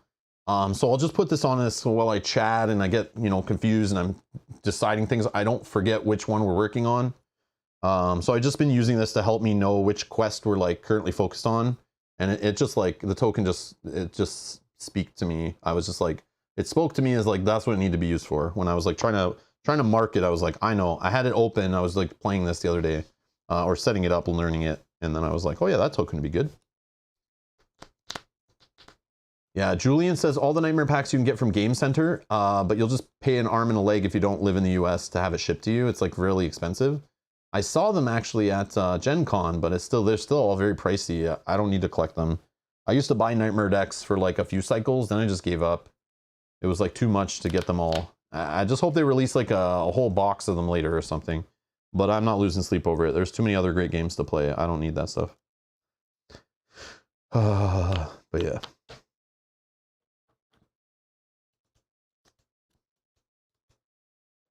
Okay, where were we? This guy, number of quest cards in place 2. So we can quest with this guy. He'll put 3 in the quest. If we get attacked with an enemy, I want to defend with this guy, I think. Bearvor, I mean, we're going to go after this quest. So at the start of the quest phase, we'll do this one. Yeah, I think we'll just quest with both of these, I think. That's 2, 4, 5, 6, 7 on 5. I don't feel great about that. I want to put this guy in, but I mean, if an enemy comes out, we can leave it in there, but we'll just have to raise our threat more. So like, I want to pull this guy out as soon as we can, as soon as I feel we're ready for it. I do have Gandalf to help us, but we'll see. It's definitely a weird start. I debate with Bearvor trying to draw cards in the playing phase to maybe play some other ally, but that's okay. We'll just try to go with this. And we'll have this guy for defense if we do take on somebody. Maybe he can block, but he'll probably die. Maybe I'll just put him in. Yeah, I'm going to put him in. I'm going to put him in. Oh, hey, Chad, how's it going? Chad says, I would put the whole team and try to get the 4 damage off. Yeah, that's why I'm trying to go heavy for it. Because again, we don't have to engage, like they don't engage us in this, so we can take a round off, right? But it's like, I don't want to leave the staging area build up too much. We can take 2 enemies per phase because of this guy's ability, right? But I just don't want to let it build up because we have to raise our threat at the end for every enemy that's in here. Yeah.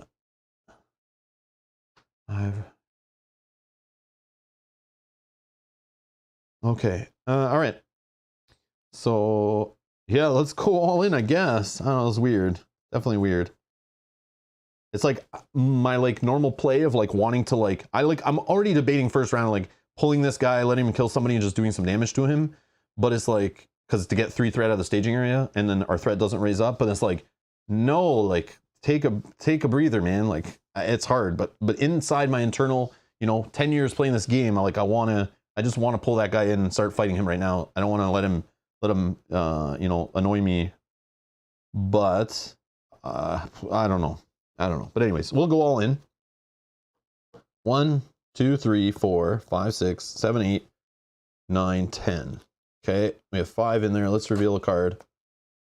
Okay, what do we got here? We have Angmar. I don't even know how to say this. Angmar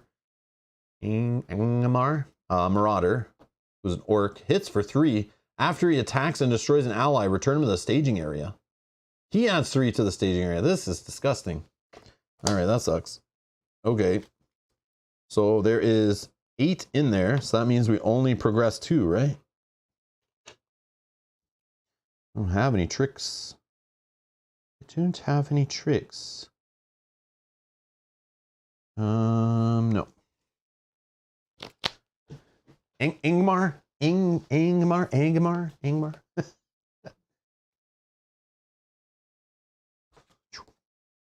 Okay. So, travel.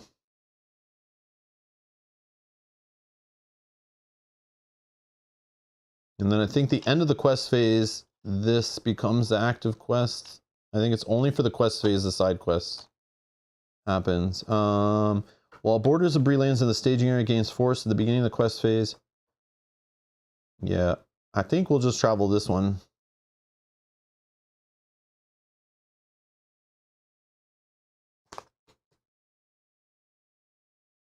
And I think that's it. So at the end, refresh phase, our threat's gonna go up by 2. Yeah. This is not this. Oh man, this feels bad, but it's okay. Oh, actually up by 3, right? 35. Oh, that's gross. Yeah, normally I would have taken this down and tried to kill him, but I went too quest heavy there. Okay, let's draw. Sword of Numenor. Attached to Dunagain or Gondor gets +1 attack. After the attached hero participates in an attack that destroys an enemy with 5 or more printed hit points. Exhaust Sword of Numenor. Add 1 resource to attached hero's resource pool. Okay, let's get some money. And then we'll exhaust this. Add some more. Hey, Orbit, how's it going? Sorry, buddy. Sorry. Get back to work. Quit slacking. Close YouTube. What are you doing? Okay. I'm debating drawing with Bearivore. I'm debating it. I am debating it. Or I could do a Gandalf to come and just smash this guy. We could use Gandalf to defend against this guy too. But he could also draw his cards instead. I would love to get a sneak attack. Okay, I say we draw. Or I could just take it slow. I don't need to go too crazy. I could do a Ranger Summons, just play Sword of Numenor. Still drop Gandalf. Oh, we can Forest Snare this fool. Yeah, we can Forest Snare that fool. But I have to be engaged with this guy, right? How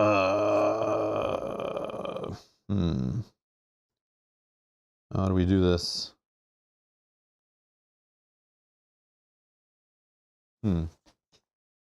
Just play Nick Fury?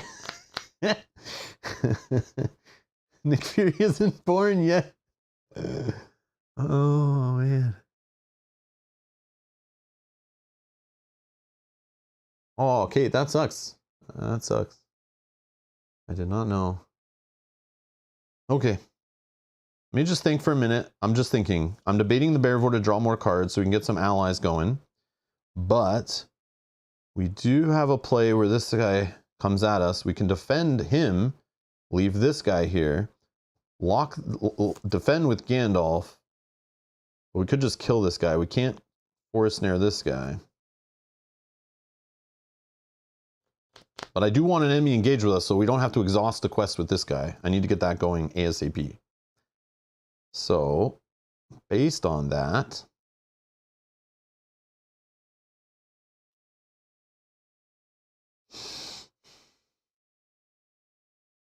hey James. Awesome. No, that's cool. Yeah, Ark Nova's a good game. Definitely a good game.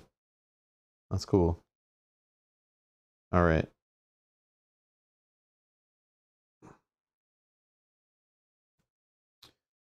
Let's play Gandalf.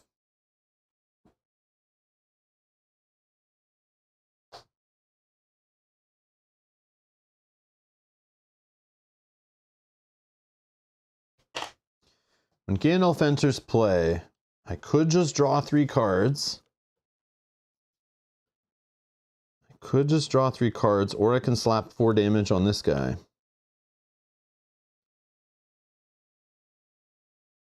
Probably the 4 damage, because then I can just kill this guy with a 4 attack.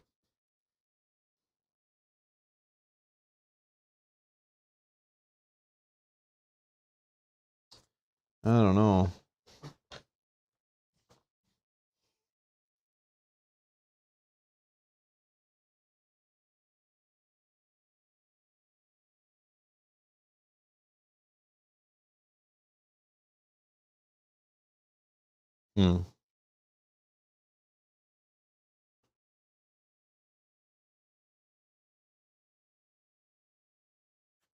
No.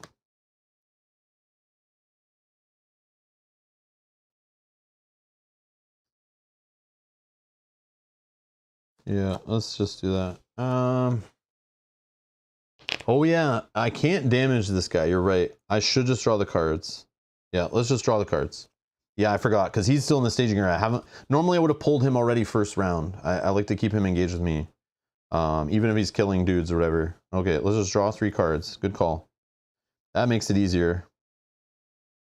Okay. So we have this guy. This guy's kind of fun. After you engage an enemy, if you control at least 1 Dunedain hero, spend 1 resource to put this guy into play. From your hand under your control at the end of the round, if he's still in play, shuffle him into your deck. So he can come into play, take a shot, attack an enemy. Super fun. Super fun. Which we may use that. We may use that.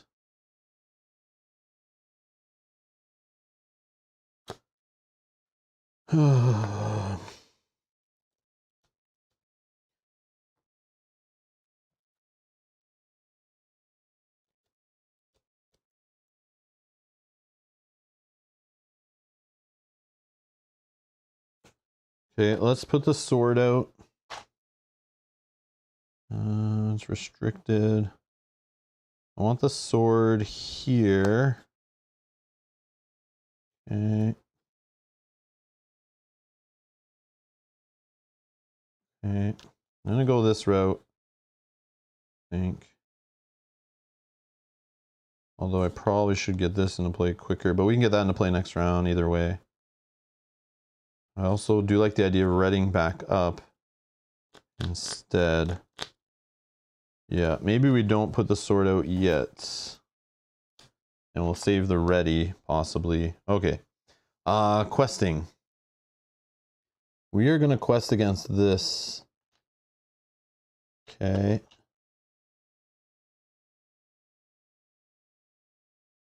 We're going to save him for defense. Let's quest here, here, here, here, and here.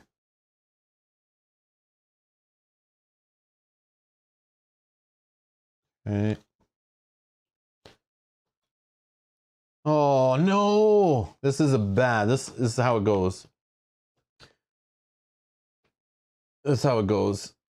Yeah, I play this off stream and this crazy stuff doesn't happen. And I play on stream. Here we go. All right, so we got another orc war party. I don't know what we're gonna do. Oh man. All right. So we have 9 in the staging area. We did 1, 2, 3, 4, 5, 6, 7, 8, 9, 10. Oh man, this is rough. Yeah, I should have just went with my instincts right off the first play and just went aggressively pulling enemies towards myself. Yeah, I should have done it. Now I've never seen it where the 3 enemies in a row, but I should have done it. I was always worried about this. Okay. Here we go. Engagement.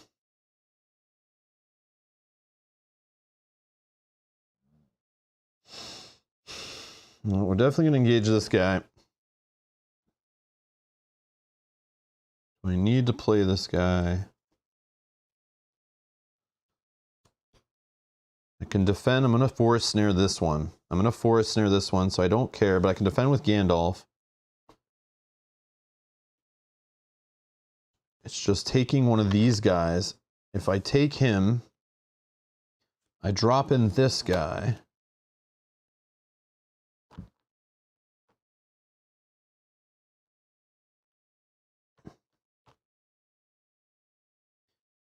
And then I can play ready 2 Dunedain. Just working things out in my head here. I ready this one. Okay, that's 3. I need to hit this guy for more than that.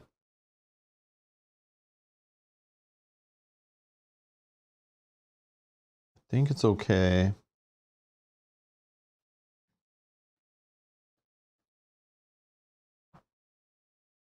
Three, 4, 5. 2 defense. I get 3 damage on this guy doing that.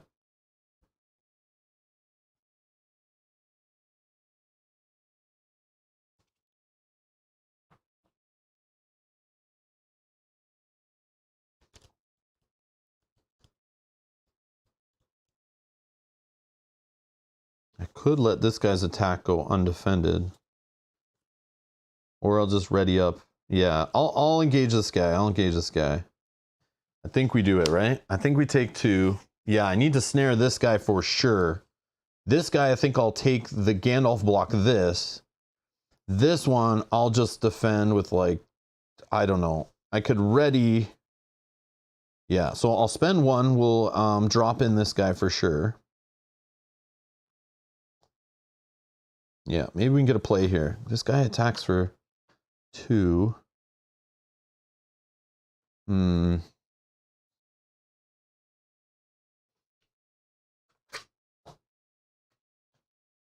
I just wish I had a feint already. That would be really great, but I don't. Okay, so I can ready 2 Dunedain. If I spend this, let's ready this one. And I don't know.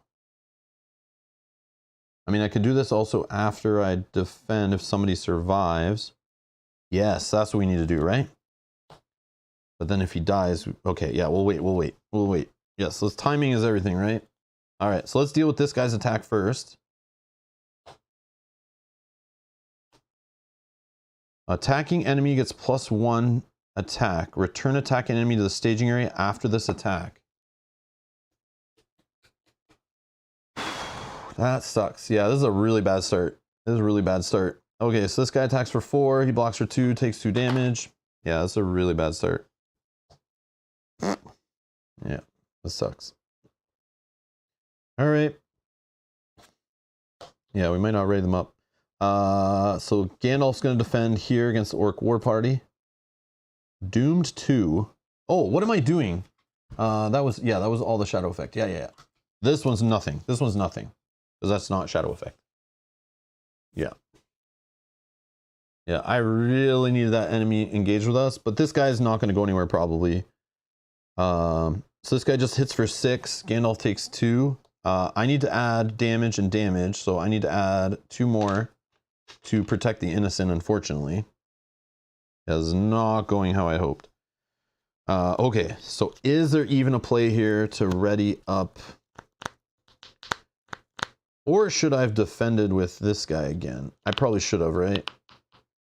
And just let Gandalf stay standing. Because this guy, if his defense reduced by 1, he's 6 health. So I just need to hit him for like 8. And if I readied 2, oh, it still wouldn't be enough. This guy's 3, he's 4, yeah. I think I don't worry about it.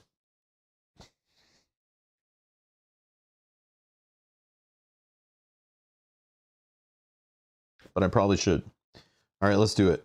We gotta get serious here. So we're gonna spend one. Gonna ready X. Oh, but I don't have to engage with me anymore. Yeah, that's dumb then, right? Oh man, this is so bad. Okay, let's go. Let's just leave this guy alone. Yep. Oh, sucks. Yeah, this is horrible. This is horrible. No. Okay. This one gets shuffled back in our deck. This guy's in our discard. Yeah, that is not how I wanted that to go. That sucks. That sucks. Okay.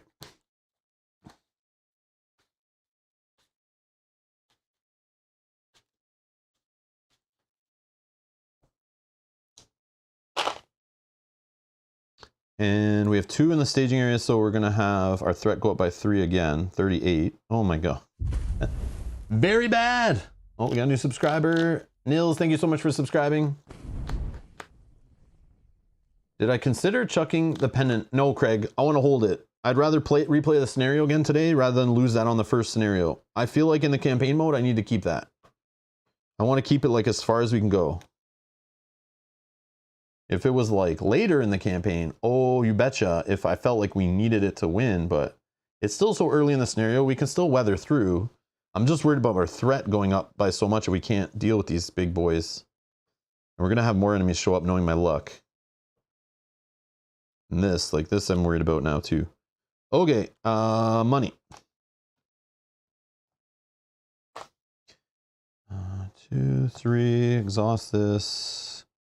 Go to 4, and then we'll draw another Ranger summons. Come on, man. It's not the play.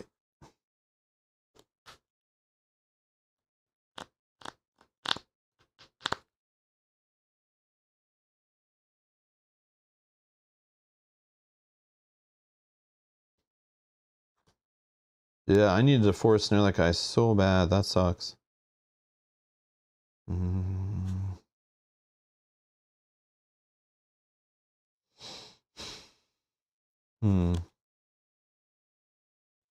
Well, I think we put the stone out on this guy. Because he won't have to exhaust, so he'll have four committed as long as there's someone engaged with us. Okay. Yeah, I'm just like hurting with the allies here. Unless I want to put Faramir in. That might be okay too. He doesn't attack, but we could use him for questing.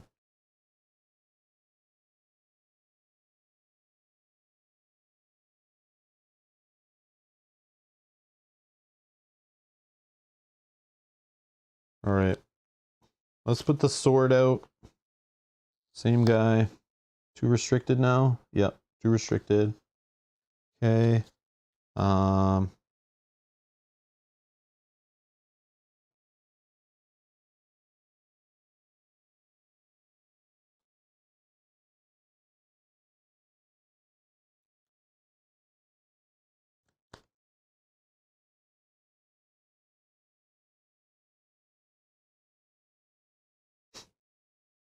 Yeah, this is gross. This is gross, gross, gross.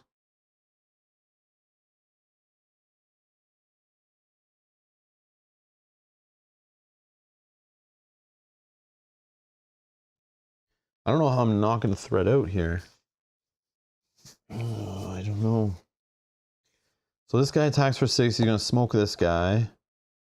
And then I need to hit this guy for 8. So we have 3 here, 3 here, 2 here. So questing, like, what am I doing? I have a ready. Yeah. Yeah, we just got to risk it. I don't know.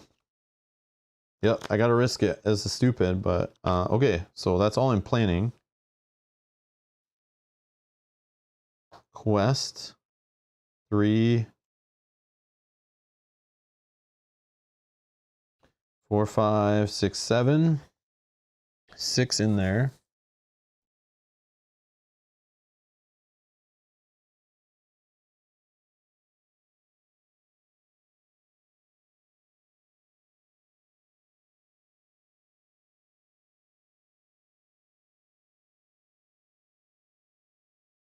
Yep. I'm going to do 7. That's it. All right. When revealed, if the total willpower of characters committed to the quest is greater than the total threat in the staging area. 1, 2, 3, 4, 5, 6, 7. Of course it is by 1. Each enemy in the staging area. Oh my God, are you serious? Oh my God. I'm going to start over. I have to. I have to start over. I can't do this. This is like the worst start. The worst start. I needed to survive this. I needed to get aggressive and kill this guy first round, which I could have done, risking it. I might have killed a hero, but I just find if I can get rid of this guy first round, which I've done every single time I play the scenario, it's like kick up your feet, easy street, which I should have done. I shouldn't have gone questing hard. Chad, it would have worked out good if I didn't draw the second Orc War Party, but that did not work out. So yeah, we're starting over because that is horrible. Because that would have been a 3 attack and I'm assuming I draw shadow cards, right? 3 attack and a 6 attack plus shadow cards. Who am I defending that with and who doesn't die? Like, this guy would be dead already. I have the guy engaged with me I already have to deal with. Yeah, that's gross. I had an amazing start for player cards with the attachments, but not for allies. So, I mean, I'm okay switching that up. But yeah, let's just reset it up. Let's try again. I knew there'd be a chance I'd play it twice today, so we just have to be done before Mel's painting stream. I have to be done probably about a half hour before that so I can set up for that stream. But we have time. We have time. Yeah, that's a scoop. Holy crap. I mean, I could have spent this to cancel that effect, but like I'm literally like 3 rounds into the whole campaign of 9 scenarios. Like I'm already losing my pendant? No. No, no, no. No, no, no. Oh yeah, I should probably just grab the starting cards again. Where was it?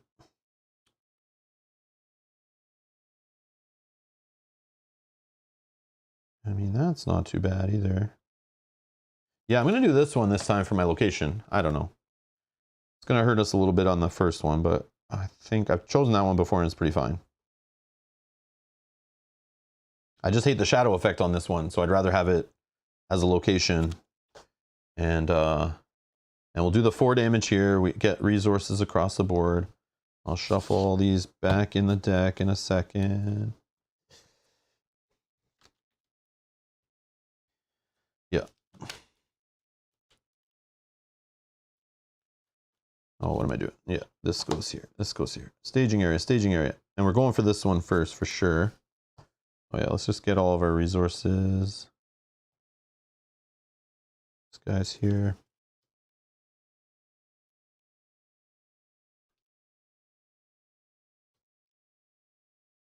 I don't know, Chad, I don't know. Do you know if you lose the pendant for the whole campaign? I don't know. I didn't look ahead. I'm playing blind. I've never played this campaign. I've never played this cycle. I've owned it for years. I've never played it. I'm playing that for the first time. And the campaign mode, obviously I'm playing it for the first time. But I didn't read any campaign cards beyond the ones that you see here. So I don't know. I'm just playing with everything I know from Marvel Champions campaigns and stuff. I'm like, I want to hold on to this +1 willpower as long as I can. That's all. I mean, it does go to the victory display. I don't know if it leaves the campaign pool. I don't know how that works. I should have probably read the campaign rules. Maybe it explains it in there. In the core set. I didn't reread those to see, but blind leading the blind. Okay. Here, let's see. What does it say in this book?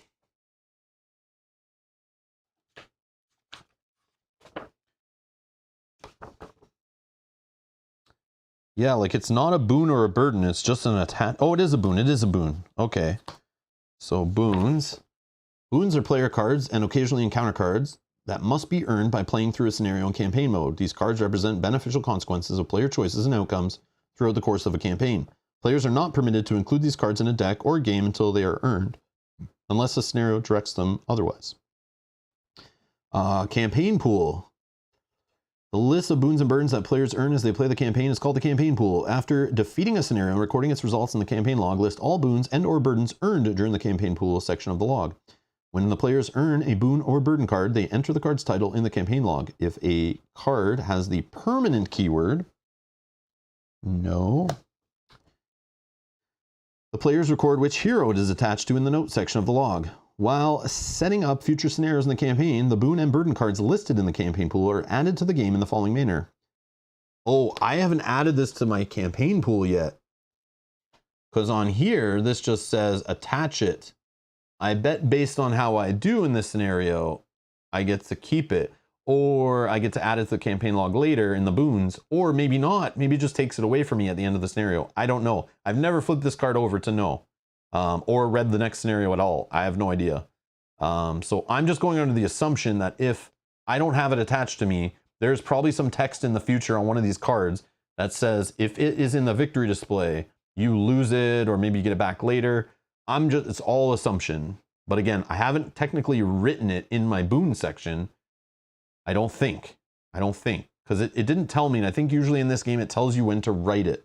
But I could be wrong. So boons with a player card back may be added to a player's deck. These cards do not count against the deck's minimum. No. Yeah, it only says if it's written in your boon section, you get to use it in the future, but nothing's told me to write it in there. I don't think, unless I read something that says, no, I haven't earned it technically. And I think the scenario has to tell me I earned it. I believe that's how it works, but it's been a while. Yeah, okay, all right. So yeah, I'm just going under the assumption I can earn it and I want to keep it. But I would have probably used it on that shadow card, but then I still would have had that encounter card come up, the treachery, and would have crushed me anyway, so.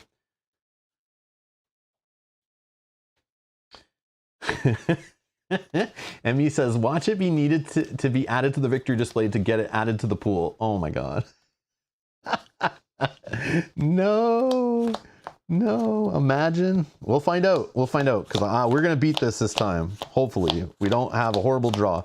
I need to cut this magical cut, hopefully, and we bury the next war party. Comes off as a shadow card, we hope. Okay. And hopefully we get some allies coming off the deck at the start. We can get a board presence going, because that was a stinker. We had too many enemies, not enough board presence. It just didn't work out. We had the money, we just didn't have the guys. So that sucked. But again, I kept that opening hand just based on the Steward of Gondor. I should have, I normally in that situation, I would have used Bearvor at least once by then to just draw more. And I should have, I so should have drawn more. But I had cards that could do things. I felt like I had some answers, but no. I used Gandalf on the wrong turn, probably. I should have used him to kill the guy, the war party in front of me, like engaged one, and then used him to help kill them. But yeah. And I'm not opposed to using like Aragorn to try to block an enemy near the start, take some damage. Like, you know, hopefully he can survive it. And then if he doesn't, we start over again. Or we have to pick a new hero. Okay, let's cut 1, 2, 3, 4, 5, 6. Okay, so we did, let me just check that we did all this setup. Yep. Okay, let's see what we drew. Blade of Gondolin. Okay, that I have a 1 of in the deck. That could be helpful. That has been helpful in the past. +1 while attacking orcs. It's all orcs, so that's great. That can add some progress to the quest. We got a Weatherhill's Watchman, sneak attack. Oh, I love this guy. This guy I like a lot. Honor Guard. Exhaust Honor Guard to cancel 1 point of damage just dealt to a character. If our threat does go up really fast, we can cancel 5 of it if we get rid of this guy. 2 sneak attacks. Yeah, I don't know about keeping this, but we also have Siren Forward Sentry. After it enters play, draw 1 card for each enemy engaged with you. I don't want to keep this. I don't want to keep this.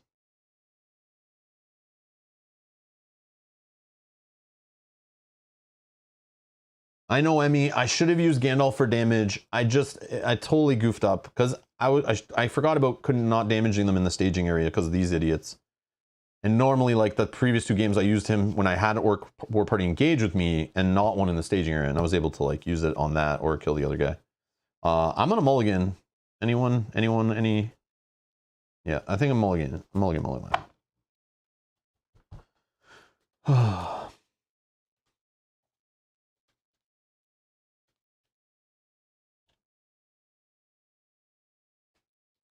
don't know. Was that like straight? I don't even know.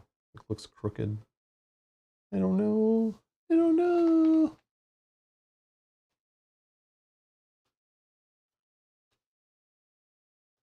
This is close enough to how I felt playing Taskmaster. Any time I flip hero form, I end up drawing the absolute worst boost cards. Then I flip to recover. Man, does he scheme. Yeah, yes.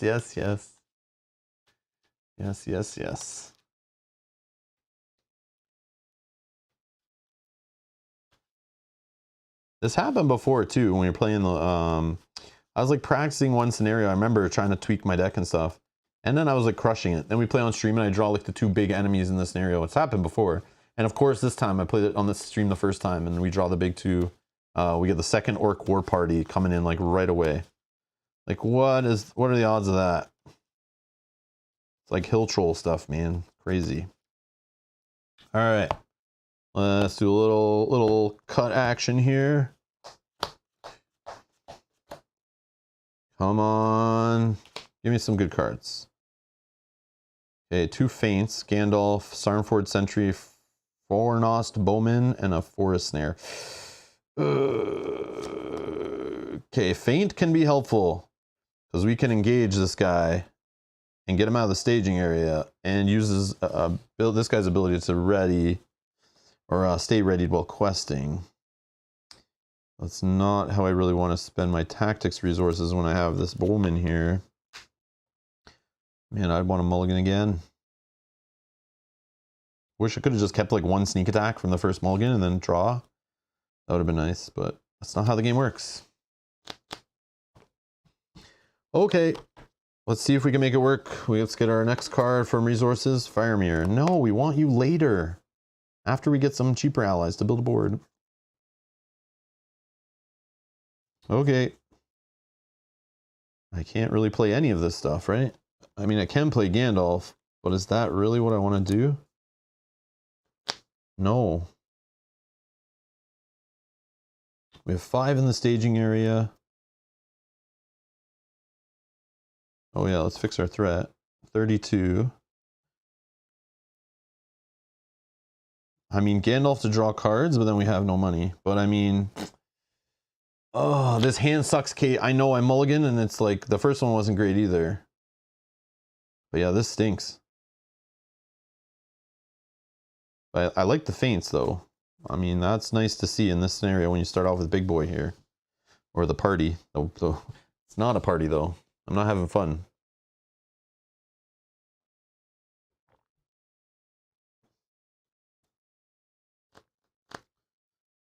I don't know.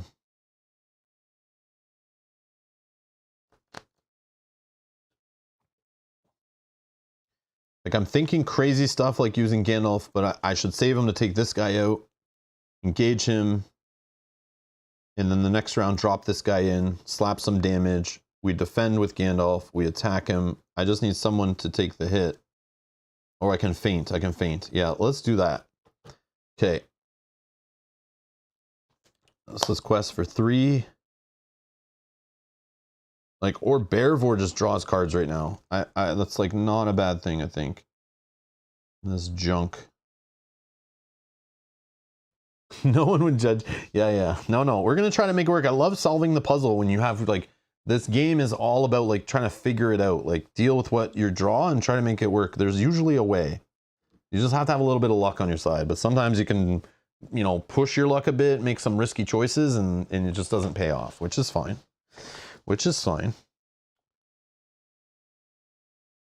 All right. Yeah. Let's just go with this.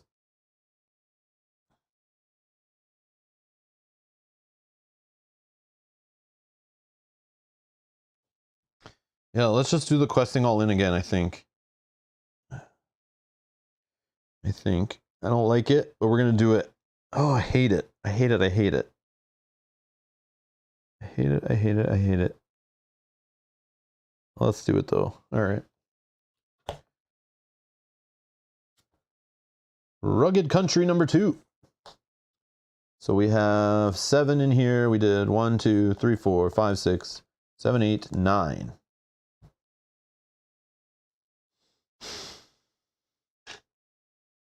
Let's travel.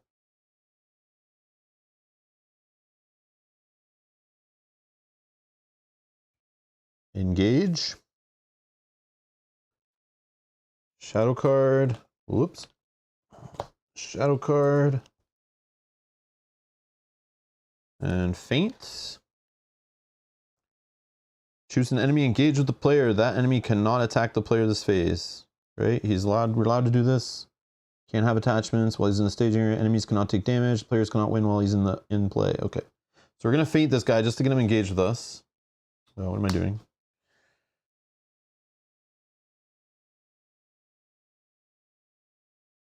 Yeah, this is a side quest.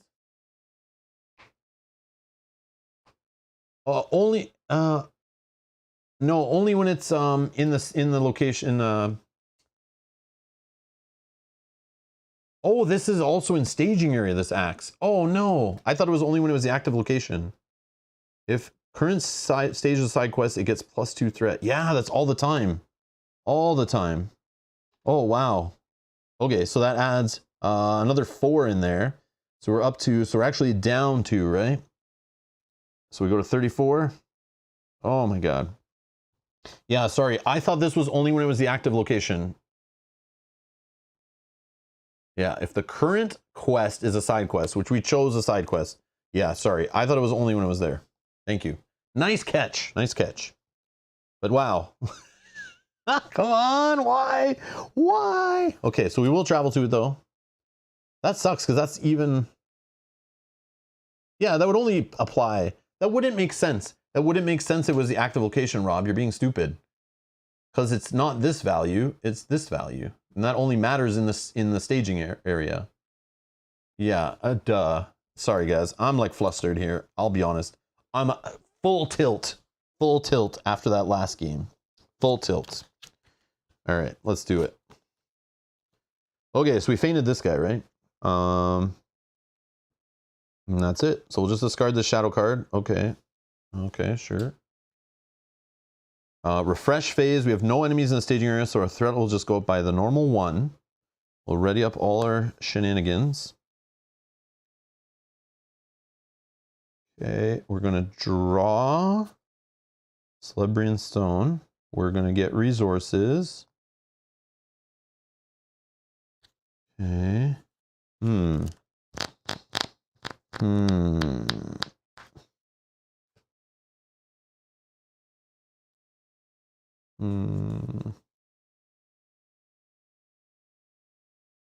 Okay, I think we play Sarnford Sentry for 3. After she enters play, draw a card for each enemy engaged with you. Heir of Valendil. Exhaust it to reduce the cost of the next unity and ally you play this phase by 1 for each enemy engaged with you. The stone or that? Or I just go Gandalf here. I feel like I just go Gandalf on this guy, right?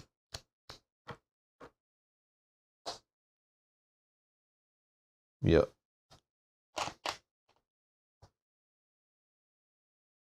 Oh, so lame.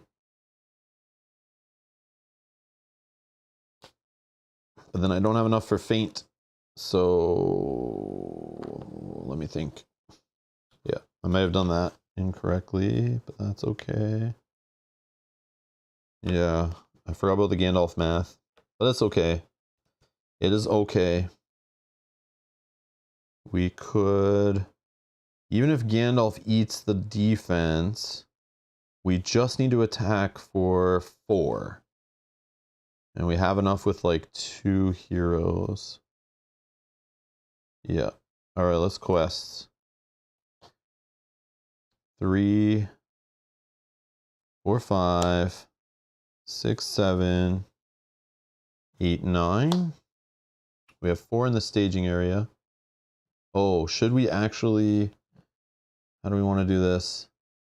Oh, did I travel to 1? Yeah, I traveled to 1. Duh. Yeah.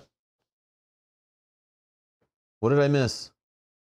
Yeah, sorry. I did travel. I just put it back when I was talking. I'm so sorry. I would have caught that anyway. Thank you, guys. Thank you. Yeah, I see. As soon as I look down, I'm like, wait a second. You should be there. Yeah, we got it. You guys are freaking out. I love it. He can't play the snare. That enemy cannot. Yeah, guys, come on. You know better.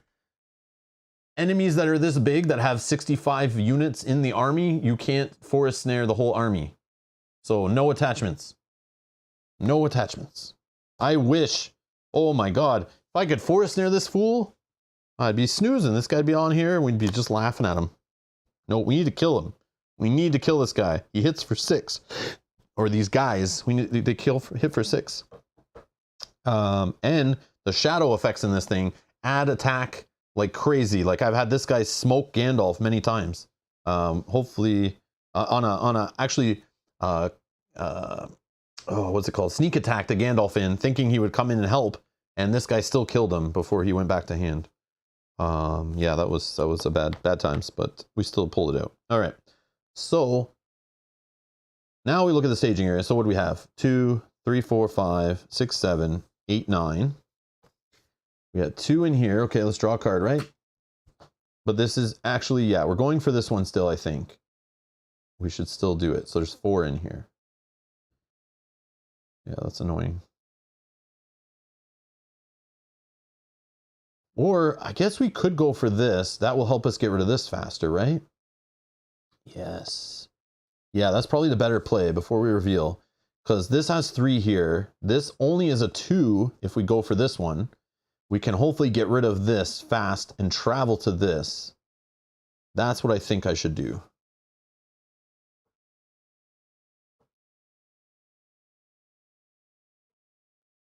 Snare half the car. All right, yeah, so we'll go after this one. So that way this only counts as 2 in the staging area. Maybe we'll get some progress going. Chad, I know. Here we go. No, it didn't. Okay, good. So this guy says, when revealed, either discard 1 ally from play or reveal an additional encounter card.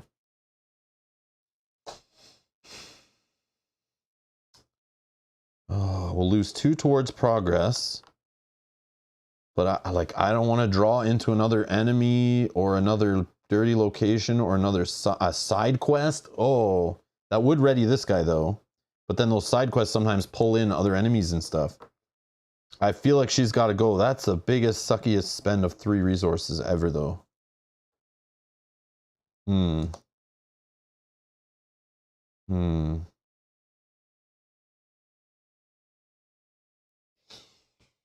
Oh, man.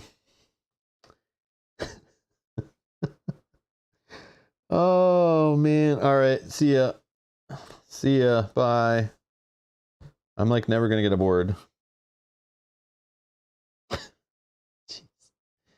All right.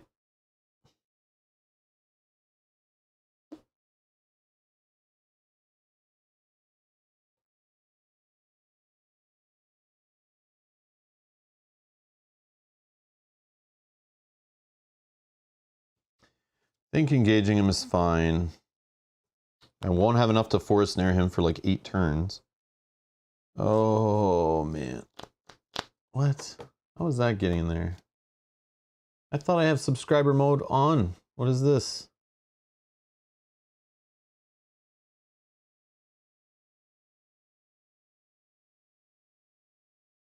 Yeah, what the heck? I thought I have subscriber mode on for that purpose, but I guess they found a way around that.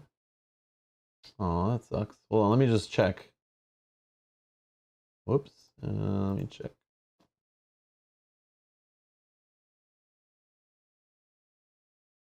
Yeah, I do.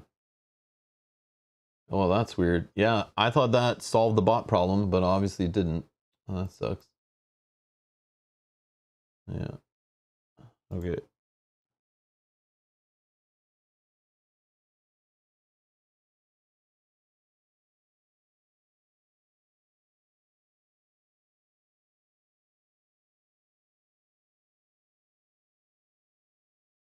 Yeah, let's see if we can. Crazy because it doesn't even like have a username. That's crazy.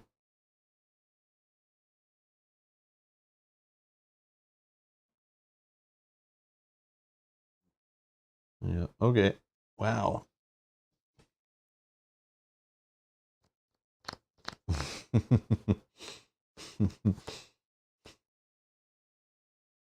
Weird. Okay. So if I engage this guy,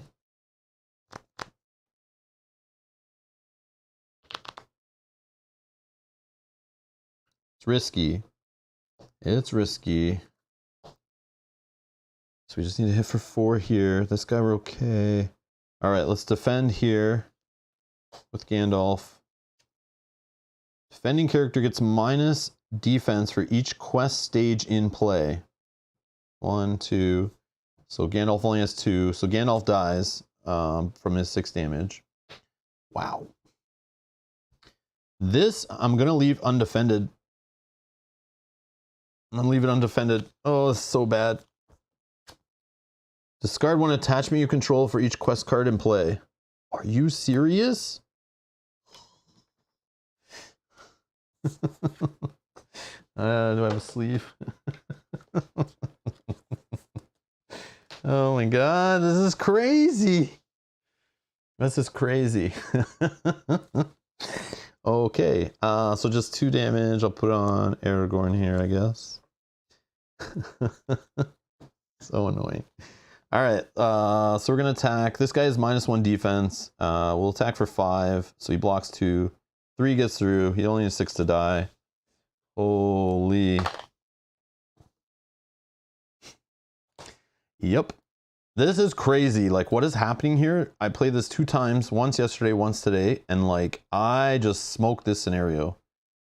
And I don't know what it's doing to me. Like, the shadow cards were never this worse. I think I got lucky on like shadow cards a lot, maybe. Because it was not wrecking me like it's doing right now. But that's fun.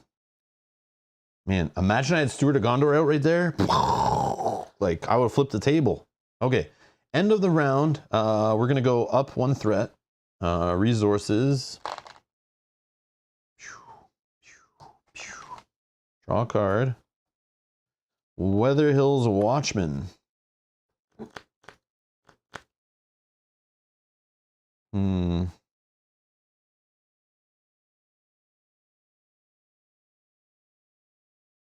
Can't really do much here. Like, we have no money. Yeah, I feel very, very stuck. Oh, I don't even think I counted all my questing, did I? Oh no, I went up, right? Yeah, I went up. Yeah, I don't think I did. I think I got flustered there. 1, 2, 3. I had 3, 4, 5, right? Because I lost that character. I had 2 in here. We drew this guy, so that was 4. 1 should have went through, I think. Yeah, I think 1 should have went through. Yeah, I think I forgot that step. I'm sure you guys yelled at me. I'm so sorry.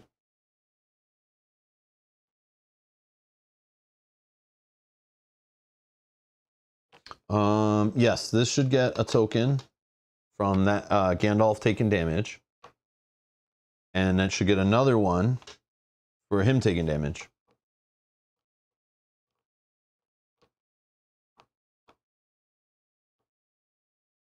Oh, and this guy not exhausting, yes. So that should have been 3 there, which would have cleared this. Yes, you're right, you're right, you're right.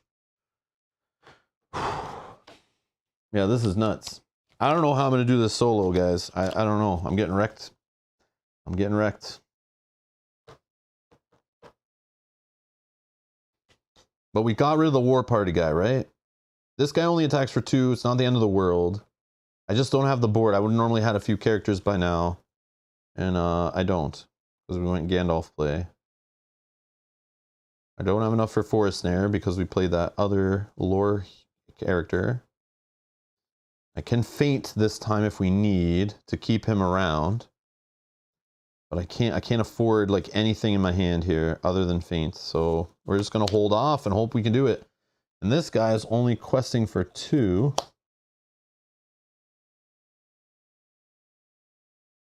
3, 4, 5, 6. And we're going to go after this one.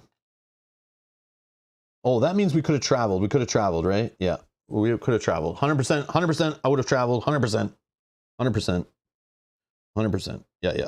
Definitely want to travel. And we're going to go after this.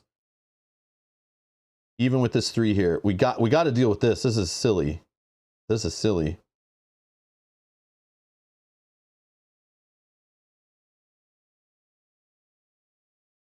Yep. All right. We got Doom 2. What's this do? Doom 2, 38. When revealed, either search the encounter deck and discard pile for encounter side quest and reveal it, or choose a different side quest or different quest to be the current quest until the end of the phase. Piece of crap. Oh, man. Okay.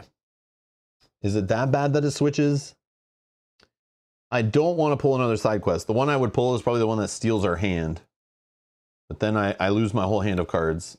The other side quests, like I've had them, they pull in enemies and stuff. They buff up all the orcs in play.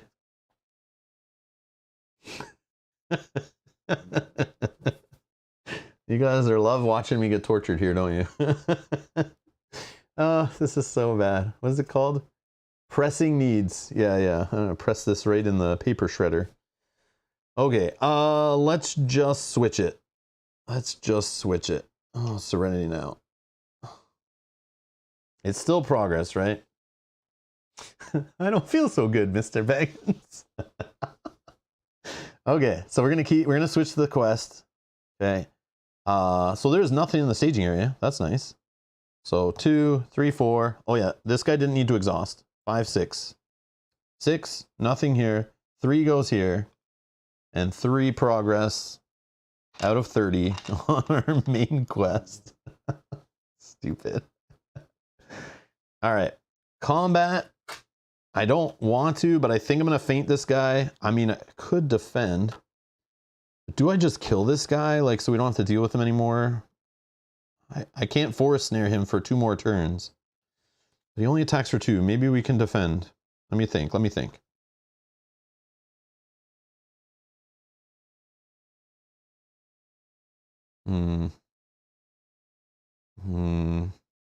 Like, I want to keep him engaged with me.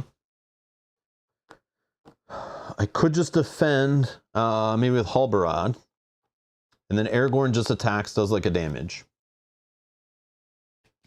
I know, I should have kept the wizard hat.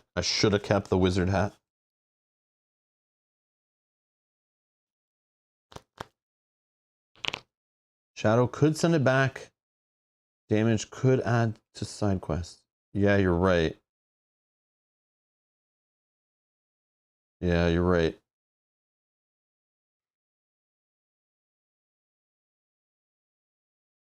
Let's just play it safe.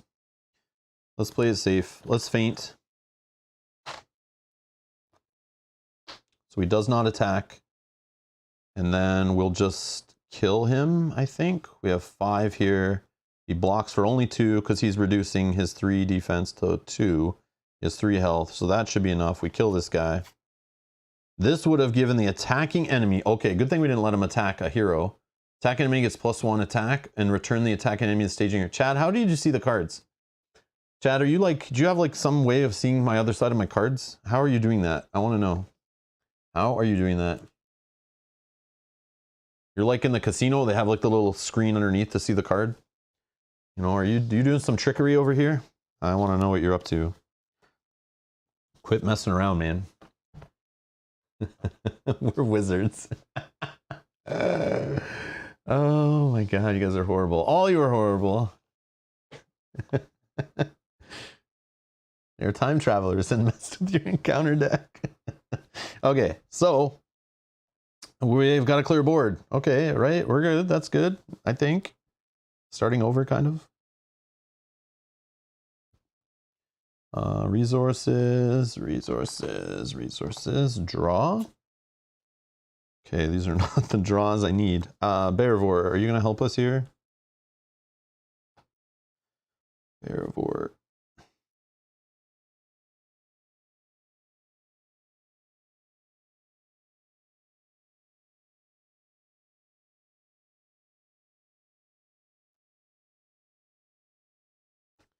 I mean, I want to get like an ally in play, maybe. I could put the stone in play and he just quests and put this on this guy. I could draw with Bearvor and we just hope to draw into something. I'm just trying to save up for the forest snare. Maybe we get an enemy to trap. But again, like, that's like so annoying. You fast forwarded the live stream. Did YouTube add that feature? I didn't even know. Hey, Christopher, how's it going?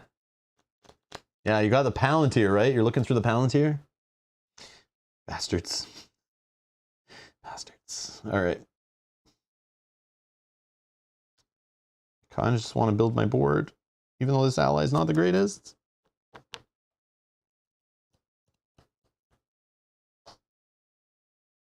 Yep. Let's just build a board. After it enters play, search the top 5 cards of your deck for a signal card. Add it to your hand. Shuffle your deck. Man.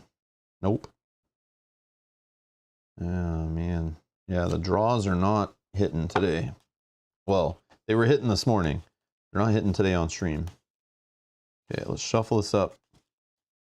Yeah, we just need to get a few allies in play, build a little bit of a board, and then push, push, push, push. We do need to deal with this, though. That's an issue. Okay. All right.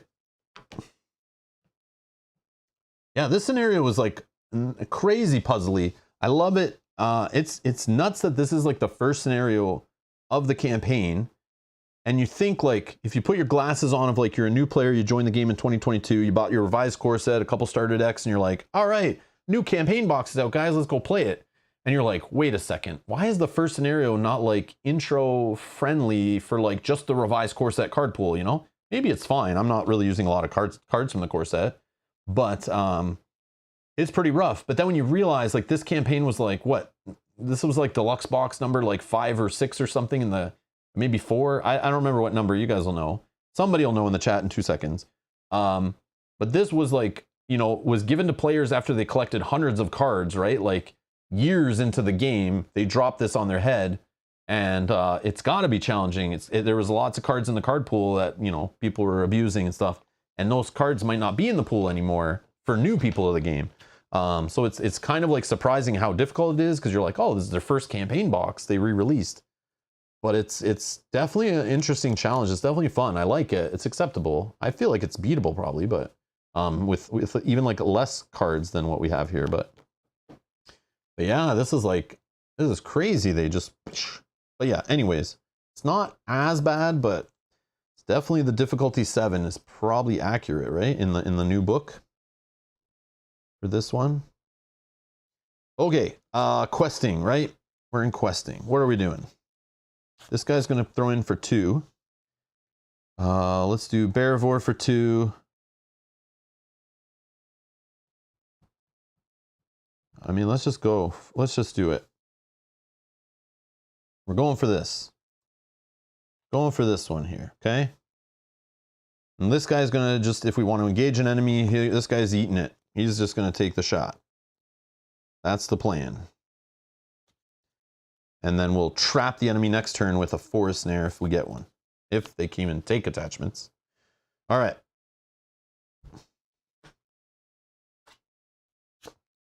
We got the Chetwood Forest. To travel, one player chooses to engage an enemy in the staging area. So we can't even travel to this, right? Because we have nothing to pull from the staging area right now. But that will add 3. 1, 2, 3, 4, 5, 6, 7, 8. -3 is 5. Okay, that feels a little better, right? That feels a little better. Okay, I can't travel, right? Because I don't have an enemy to engage. Unless it's this weird stuff in the game where I feel like I have to pay that cost, right? To make the travel happen. Or is this one of those silly things where it's like, you can choose it, and if it doesn't happen, it still goes through. But yeah, I think I'm stuck with that there. All right. Based on my comprehensive LCG feelings over the years, that's what I feel would be the rule. Okay. So we can't travel. Engagement, nothing. Combat, that's all done. Let's ready up. I I feel like I want to draw, raise our, oh, Steward of Gondor, okay. Raise our threat. I know I'm not doing this all in the correct order.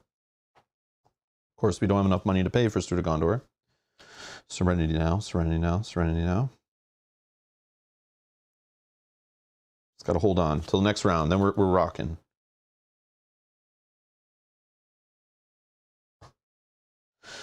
Bearvor, Bearvor, Bearvor.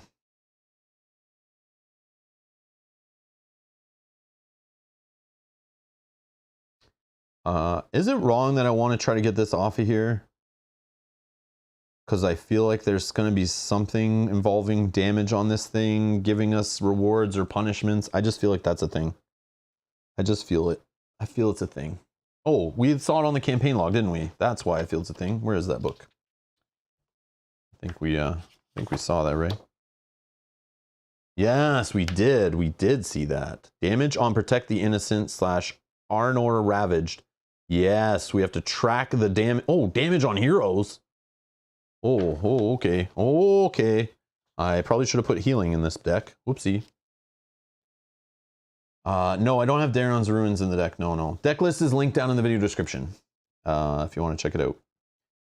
Just the first one I found online and I tweaked a couple cards. I should have not untweaked some of the cards that I was trying, that Janet was using in her deck for heal and that Orbit recommended. Because now, if damage on my heroes matters in this campaign, I definitely need to get heal in here quick, right? I messed that up. Okay. So, can't play those yet. Can't play him yet. This is, no, so I can't play that. Yeah, I'm kind of stuck here a little bit. Okay, this is it. No planning. Wow. Okay. So let's go after this, I think. No, you know what? Let's draw with Bearvor. Who cares? Bearvor, give us some cards. Nope, still. Like, well, how many of these are in here? Like, like, how many am I trying? Okay, yeah, just purple cards. Lots of purple cards and no way to play them yet. Okay, great. Yeah, we got tons of purple. So much purple, we need the steward in. Okay, so that got us nothing. All right, let's quest. We're gonna go after this one. 1, 2, 3, 4, 5, 6. Oh no, discard an ally from play or reveal an additional encounter card. There's 5 in there. We did 1, 2, 3, 4, 5, 6, 7, 8. It's enough to clear that. Excuse me.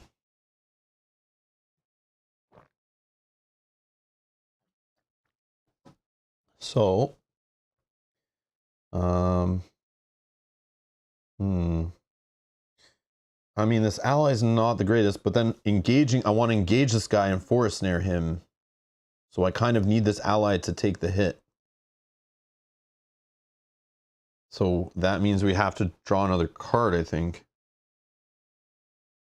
Although I could leave that guy in the staging area. Yeah. No. Let's do another card. Oh, we got our first side quest. Let's do this. Several orcs spring upon you from their hiding place. Their surprise attacks put you on the defensive. You must fight to gain the upper hand. Each orc enemy gets +1 threat, +1 attack, +1 defense. When revealed, each player must search the encounter deck and discard pile for an orc enemy, put it into play, engage with them, shuffle the encounter deck. Okay, this will ready this guy.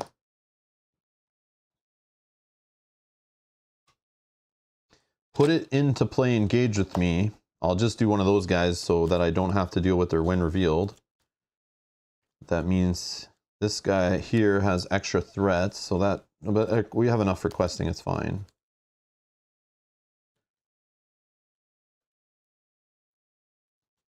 I mean, it's not the worst. Not the worst. You drew with Bearvor, don't count her in the questing phase. Oh yeah, sorry, you're right. Accident. I should have waited to use Bearvor. I just wanted to see in the planning phase. Thank you. Thank you, Batman.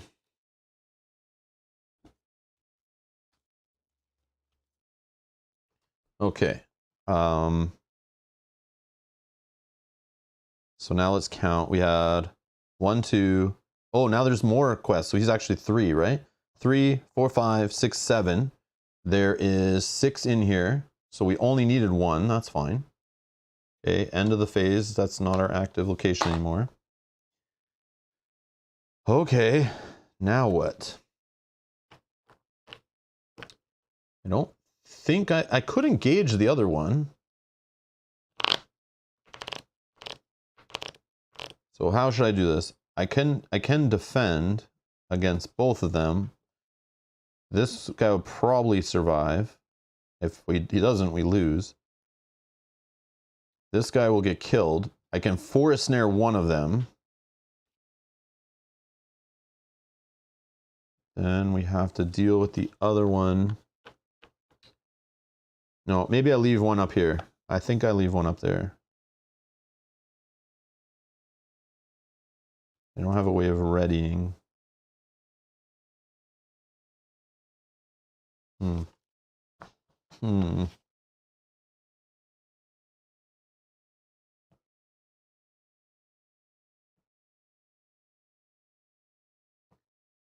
Yeah, I think a one here is fine.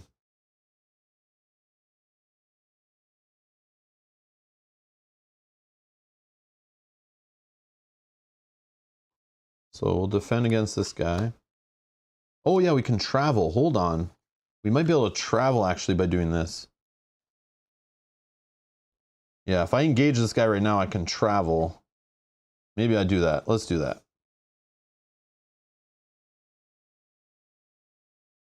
Okay. Eeny, meeny, miny, mo. Let's defend this one here. Nothing. Okay. He blocks it with 3. This guy, defend. Oh, nothing. Orc rear guard. Ugh. Ugh. Okay, this guy is dead. That will add 1 to here. Which sucks. Oh well.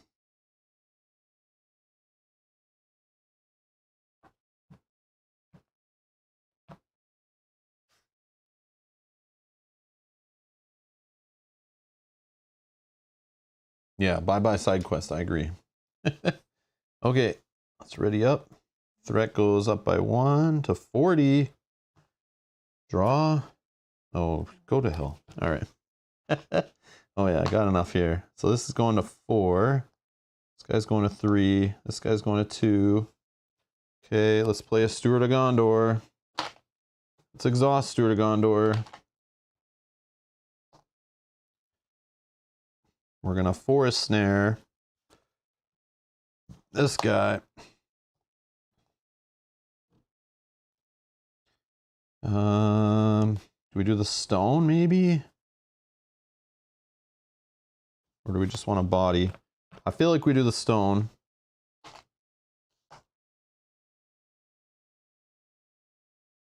Oh, I'm salty. Yes, I am. I told you, I'm on full tilt right now. Full tilt. Okay. I can play this guy too. This guy's kind of cool. Gets +1 attack for each enemy engaged with me. Yeah, that might be good. Could he survive the attack maybe? I don't know. Maybe.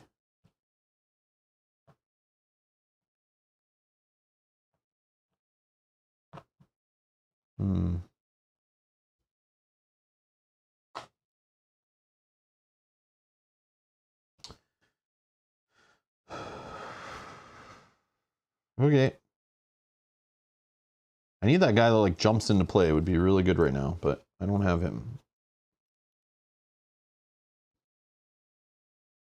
All right. We are going after the orc ambush. And we're going to quest for... Definitely will quest for his 4. I could save this guy for defending against this guy. Because he defends for 3, he might be okay. And then this guy could attack for 3. And we just need 2 more damage. I think I throw Bearvore in.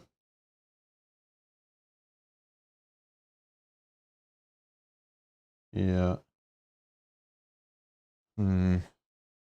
Maybe Aragorn too. Yeah. Could play Heir of Valinor. Yeah, true. I could have played this, right? This would help me get in. Yeah, that would help me get in the other guy, right? Yeah, you're right, Chad. I thought about it for a second. I was thinking like I wouldn't have enough, but I do have 2 enemies, right? So I could have played this instead of the threat. That would have helped me get this guy into play for cheaper, or I could have got this guy into play, right?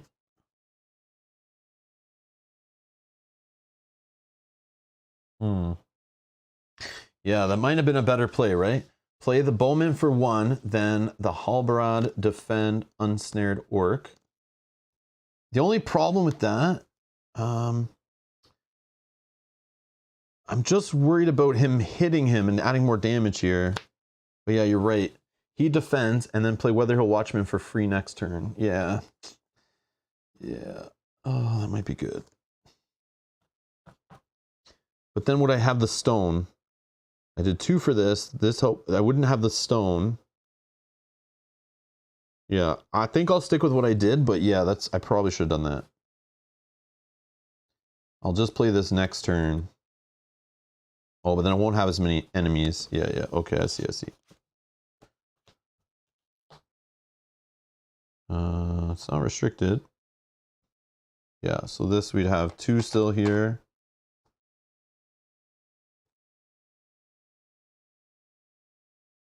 Right?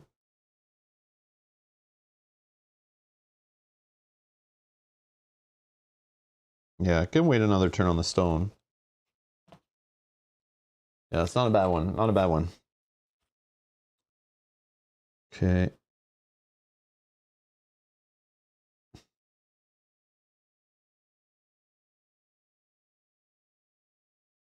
So now we'd be questing for 2, 3, 4, 5, 6.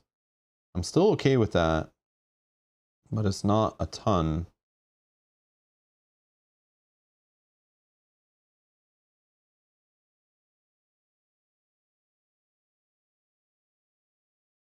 But yeah, we'll do it. 6.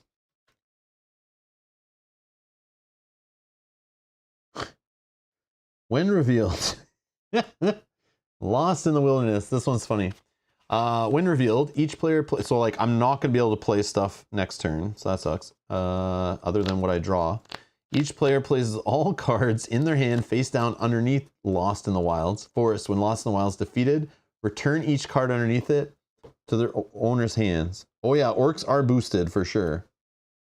They are boosted, which is why this guy needs to defend here, hopefully, and doesn't take damage, but oh yeah, and attacking them, that means they have extra defense, right? 3.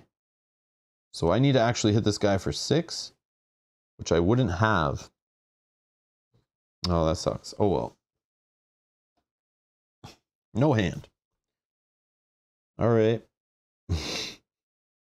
So nothing here. So I have 6 invested. That gets rid of this. Is 3. And puts only 3 on here. I'm having such a rough go, guys. Such a rough go.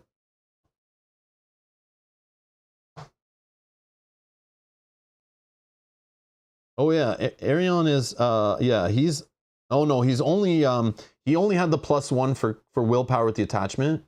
So he is actually 1, 2, 3, 4 now. So he could have better defense, right? Yeah. All right. Like what the hell? All right, let's defend here for 4 against 3. Nothing. Okay, okay. So then we're gonna attack for 3 or 5. And he has a defense of 3, so only 2 get through.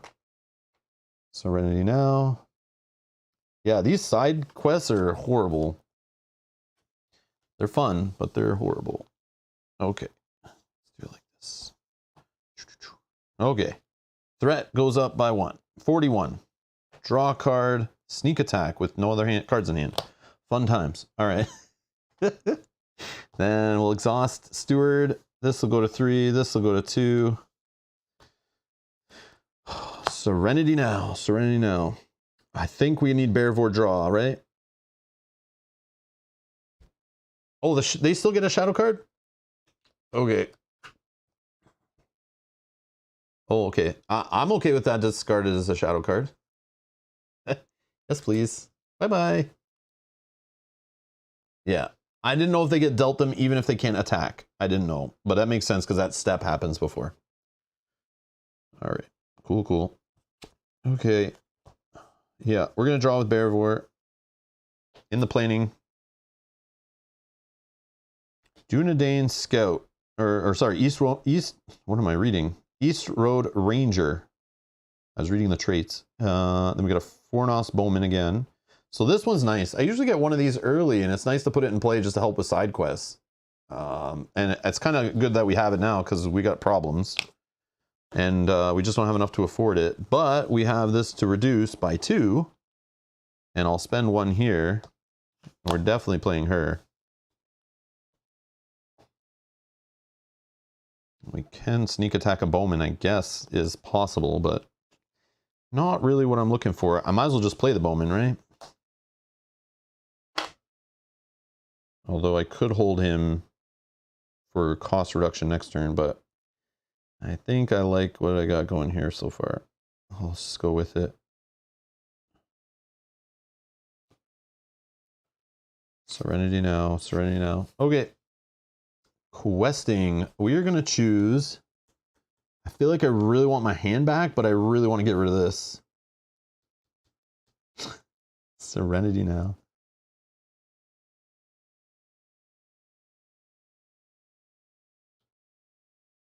Yeah. I feel like we got to get our hand back. Did I have a Gandalf in there, right? Did I? No, not this game. Okay. All right, that's fine. We need to get Faramir in play. He'll help us. Okay.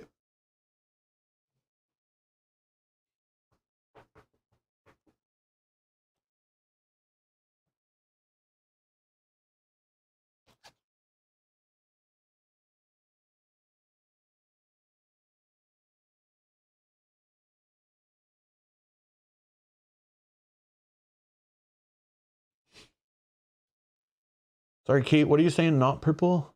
What's wrong? Oh, drawing into purple is bad? Rob has died a lot. I only died once. I feel like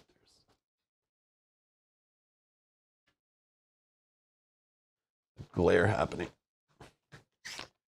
Is the no. Oh, I see. You guys are asking about the ally reduction. Let's read the card.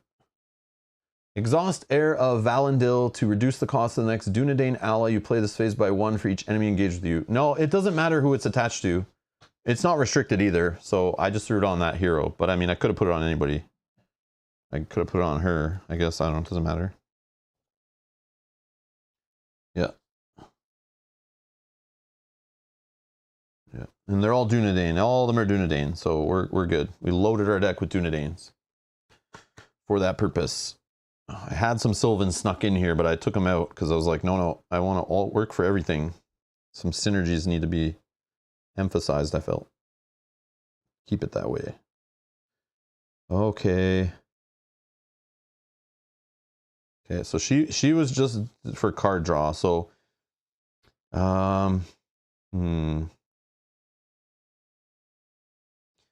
this guy's questing for 2, 3, 4, 5, 6, 7, 8. 8. I want to put him in, but now I have way less chance of a side quest coming out to ready him up. I really need him for defense, so I don't have the ready card, but it's okay. All right, let's do it.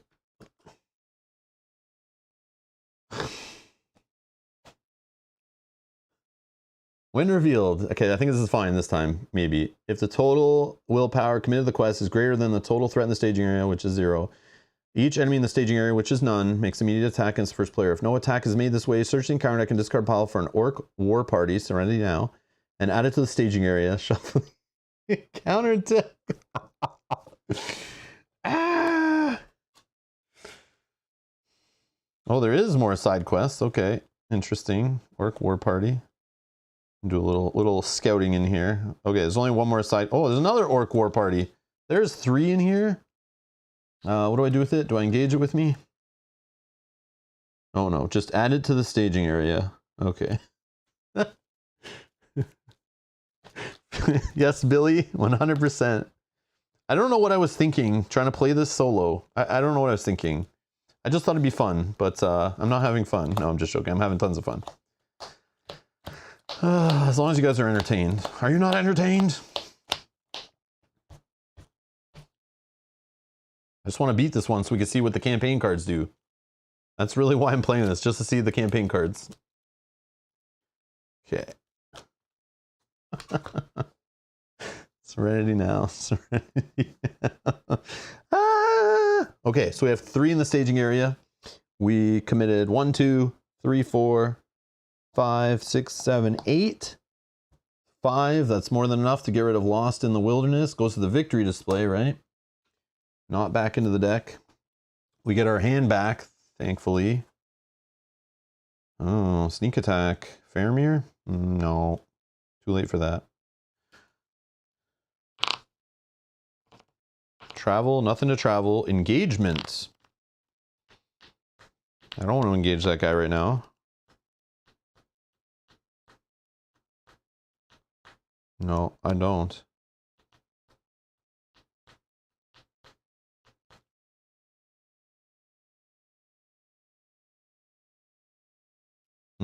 Okay.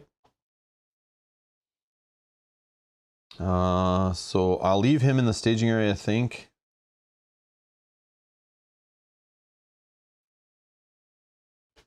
Let's go here.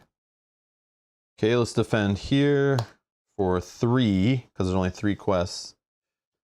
Nothing, okay. Whew. Whew. So 3 and 3 is blocked. I want to eliminate this guy though. He has 3 defense. I need to get 1 damage through, so we need to hit him for 4. So let's just finish him with these guys, hitting for 5.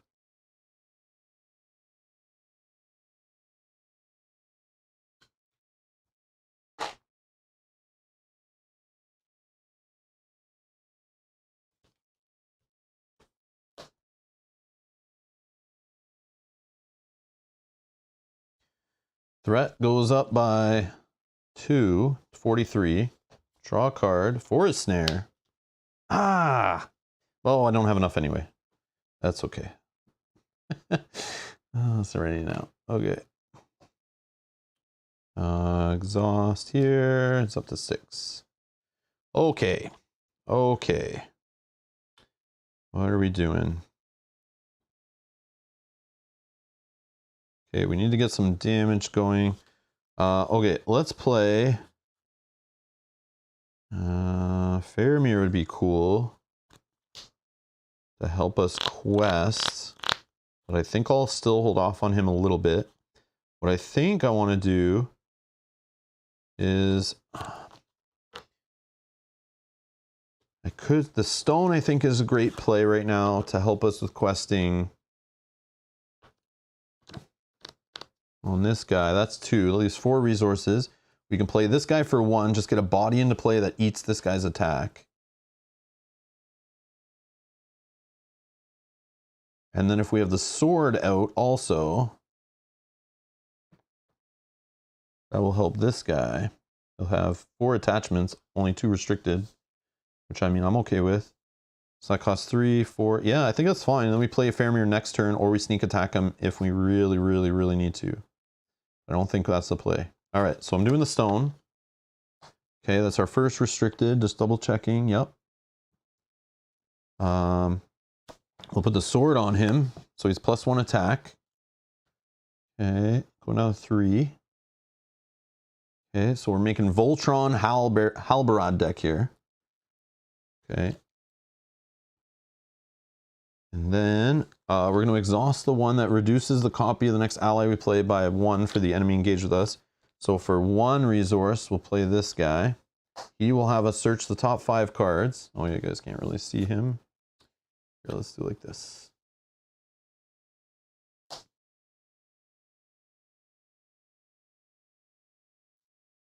That better? Okay. 1, 2, 3, 4, 5. Looking for a signal. Nope. The line is dead. I'm not getting a signal. Okay.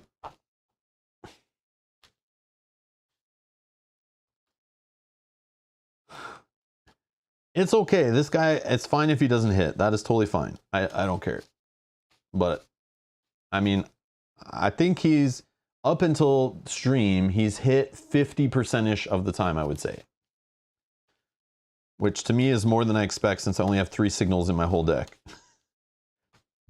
But again, I didn't draw 3 of him at the start of every game like today.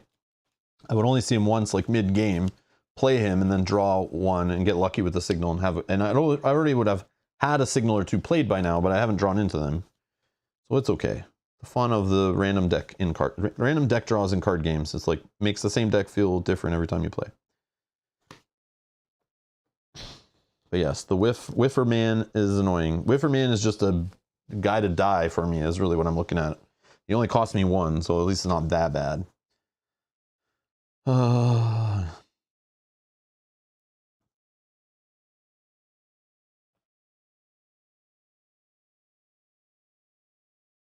Right, we can put this guy up here, this up here, engage with us. Yeah, let's do that.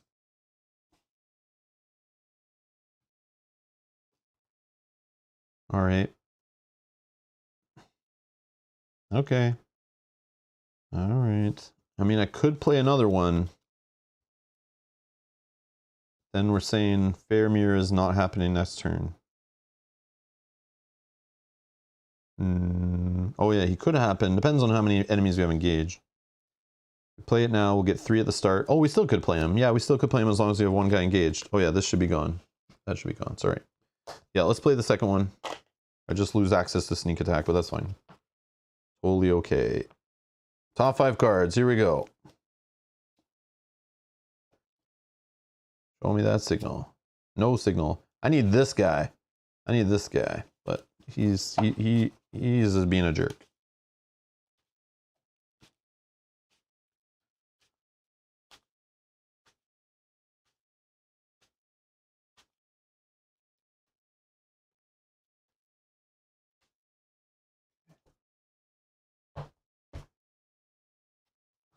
Okay.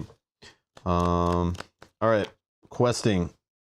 Let's just get rid of the stupid orc buff. Stupid orc buff. Oh, there he had a +1 in the staging area, but I think we still did 5 to get rid of that one. So yeah, I forgot about the buff on this guy too. But it didn't matter because we still had enough to clear that location or the quest. Okay. 1, 2, 3.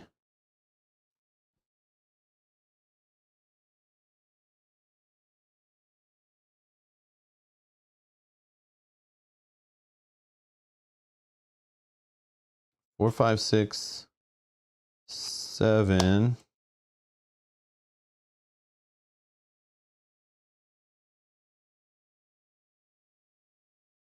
8, 9, 10, 11.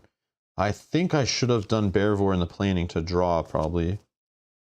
But we can wait to see what happens in combat. I'm gonna put Aragorn in the quest too. That might be overkill actually.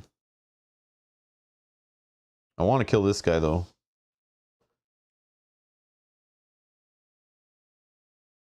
It's okay. It's okay. I think we're all right. Yeah, let's speed it up. I'm gonna draw with Bearvor actually in planning, let's say. Yeah, that's fine. Yeah, so this changes things. Yeah. So drawing into these, I can play both, and I can get another enemy engaged with me, which I should have done first to then reduce costs and stuff. But it's okay. And this guy can cancel damage being dealt, or I can throw him away to prevent like all the damage hitting a character up to 5. So he can be really sneaky right now. Oh, sorry, I don't have enough to pay for him, but I can play this guy. We'll get another enemy engaged with us. Is that worth it? Yeah, I probably should. I probably should.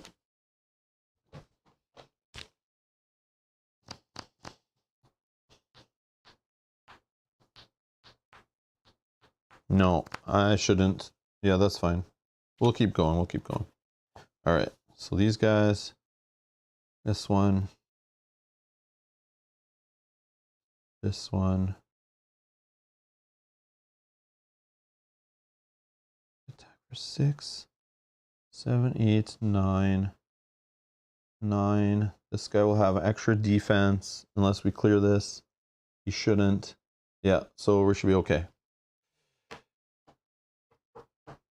Yeah, the hunt. Oh, but it's not. Oh, they are non-unique. Yeah, sorry. I thought the Orc War Party was unique, Chad. I didn't even think of that. I thought I could only pull into like that other guy that has 4 health. Yeah, I never even thought of the Orc War Party. Whoops. Yeah, that would have been messy. That would have been messy. Because yeah, we haven't. Normally, I'd see one of them as a shadow effect by now, but we haven't. Or this guy, 5 health. Yeah, we got lucky with him, I guess. Yeah, there's only one in here. You're right. You are right. Okay, let's push. Okay. We're going after this one. Let's reveal.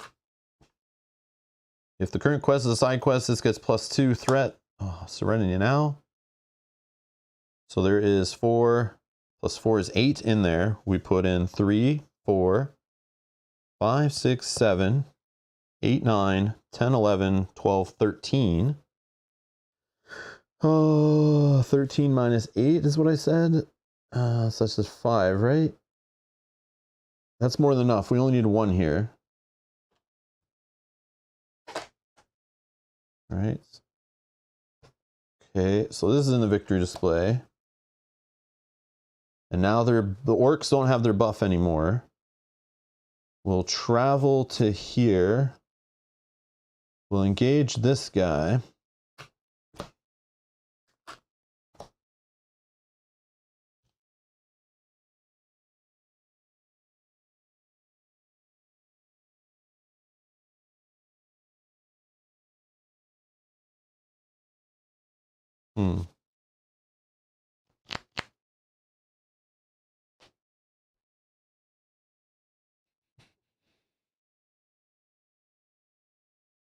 Yeah, I know. This Aragorn ability, like, I'm not using it as you should. Like, I'm putting him in questing way too often, but I should be using him to attack. And I have put the sword on him before and used him as the attacker to pull other people in.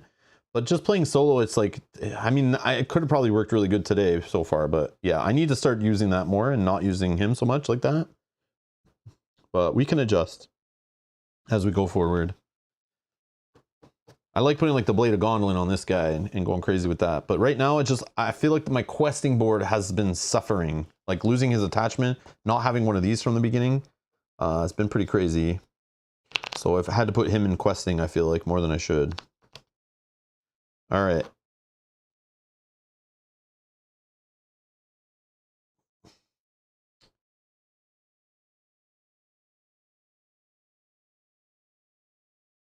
Also, I don't have my defenders. Like, I have guys that have good defense. I haven't seen those guys yet either.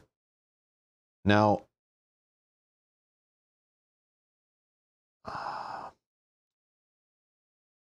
yeah, okay. Defend here. Attack here. Nothing. So this guy takes it. We put 1 on here. Then this guy, we destroy his face. Attacking for 3, 6. Plus another 3 is 9. He blocks only 2.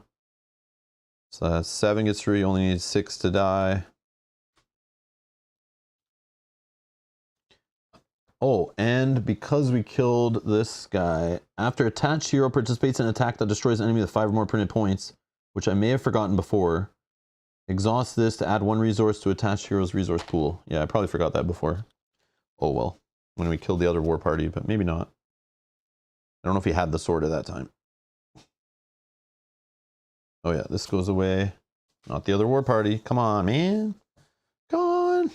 All right. Threat goes up by 1. We're at 44. Draw. Gandalf. Then we get resources. Let's exhaust the steward. I'm gonna go to 4 here, 2 here, 3 here. All right.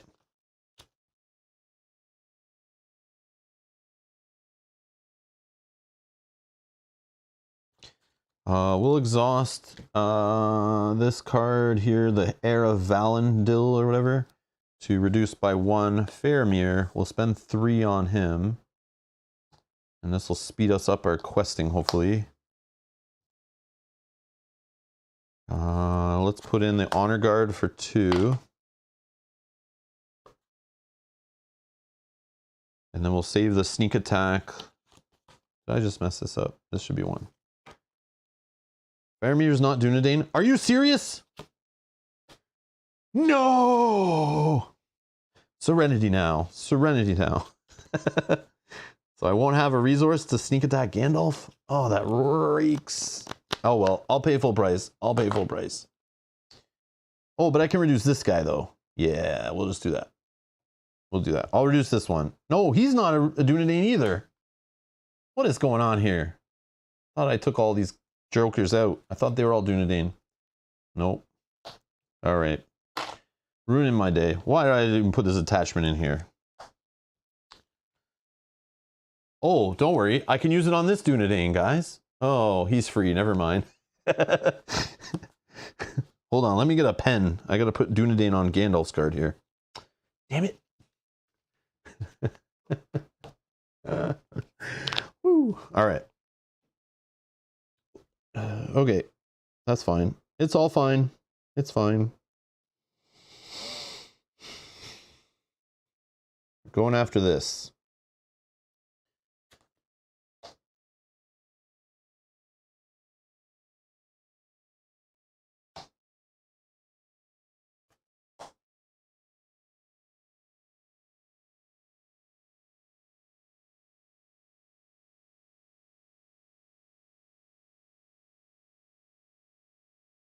One, 2, 3, 4, 5, 6, 7, 8, 9, 10, 11.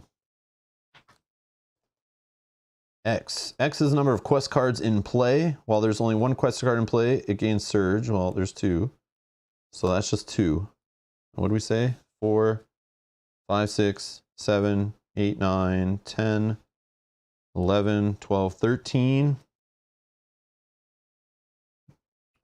Yeah, we definitely have enough to clear this and clear this.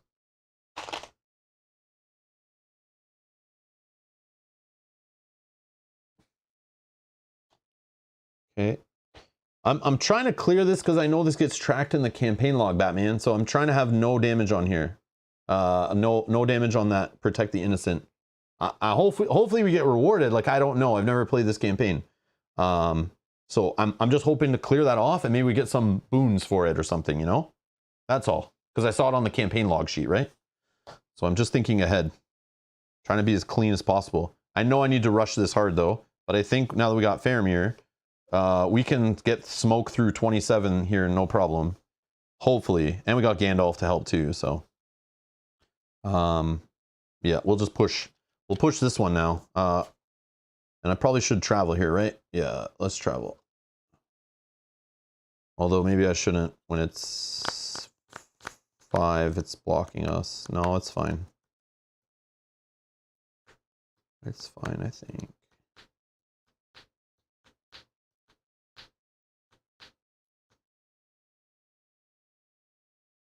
No, I'm not going to travel. Let's not travel. We'll just leave it in the staging area. All right. Threat goes up to 45. Let's draw. There's my defensive dude. Dunedain Ranger.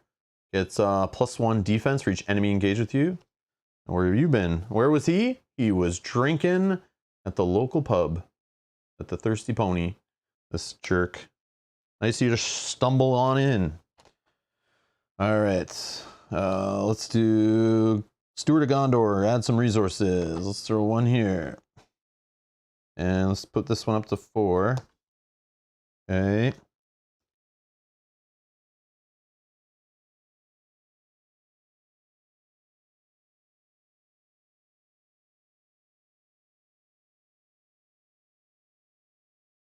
Yeah, I think we're good. We're good. Now, brain fart. Prancing pony, that's right. Where's the thirsty pony from? I'm thinking something else. Prancing pony? Thirsty pony? Sleeping lion? Whatever you want to call it. It's all good. Maybe thirsty pony, is that like from like Sword and Sorcery with their like knockoff Lord of the Rings IP? They have like some funny like off-brand stuff in there. Maybe that's where I'm getting it from. So can I sneak attack Gandalf in and commit him to the quest? One ally card into play. Let's double check. Let's check our reference sheet. Maybe it'll have the answer for us. Quest phase. Players commit characters to the quest. Player actions throughout. Yeah, I think I can. I think I can. Yeah. Sleeping Lion. One of those pubs. All right, cool. I think we're going to do that with Gandalf this turn, is sneak attack him into quest, and we'll go hard on this, and we'll use it to drop our threat, also get us down to 40, so we're like kind of have a little bit of breather. I know there's Doom cards in there. I know there's Doom cards in there. Not to mention we could have a couple enemies show up and maybe not want to engage them, and then our threat will go up with that. So that's what I'm thinking. So that means I need to leave a resource on Halbarad to do some sneak attack, and then maybe next round we can play Gandalf if we're still there, and he'll help us just quest hard. Okay.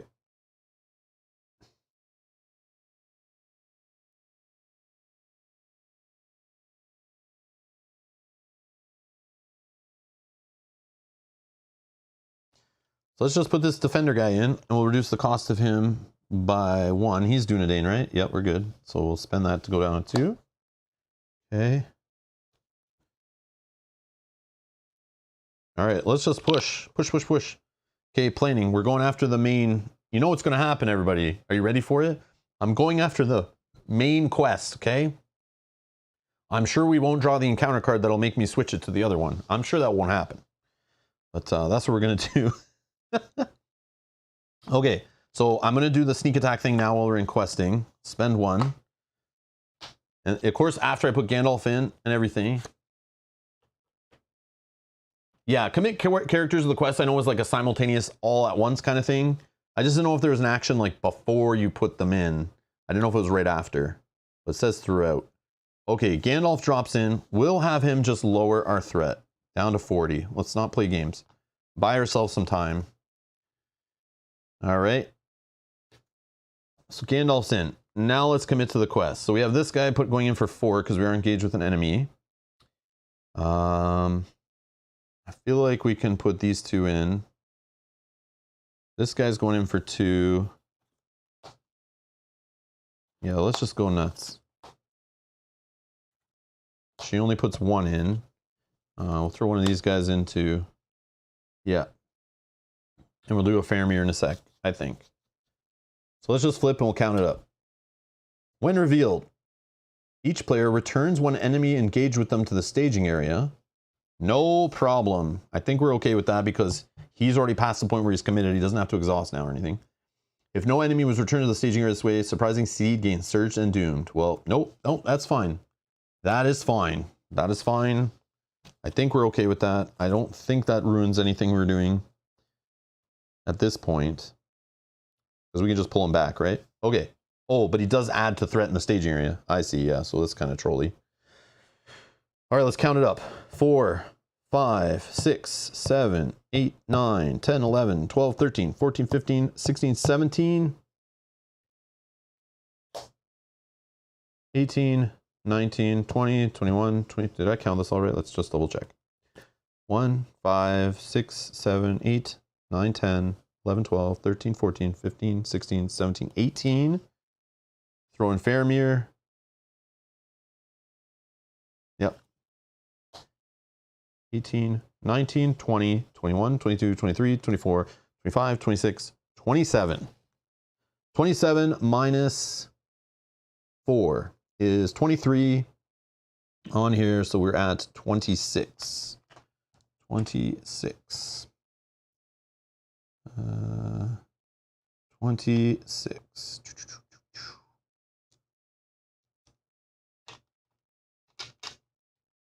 Right. 12, 24, 26. 4 more and we win, right? We'll leave that there. We'll engage this guy. Oh yeah, Gandalf's gone. Back to hand, right? Yeah, Gandalf's back to hand. At the end, we travel, but we're not going to travel. We engage. Don't really care about him. Yeah, we're good. Let's just let this go away. Ready up.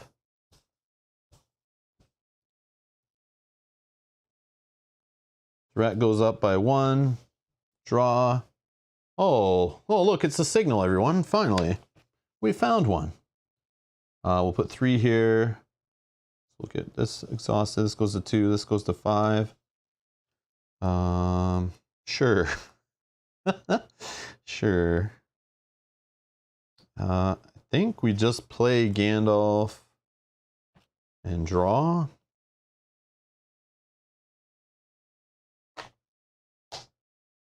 One, 2, 3.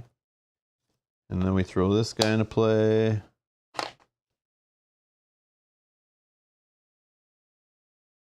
And then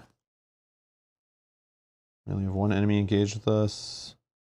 Yeah, let's just play the signal. Ranger summons. Okay, so we actually see it happen once on stream. Serenity now. I usually get 2 to 3 of these in the deck every game I've played so far. So we get to shuffle this guy. This is just fun. I just love it. Obviously, it's not the greatest thing as we've seen so far today, but man, if I got to pull this guy instead of an encounter card or instead of a shadow card today, holy crap, my day would have been so different. But I haven't seen Ranger summons and I can't find them for some reason until now. So he gets shuffled into the encounter deck. He has a back like this. And when he comes out, he surges. He's ranged and sentinel. It's got great stats. The first player chooses a player to take control of him. Then he either deals 2 damage to an enemy or places 2 progress on a location. It's just a cool card.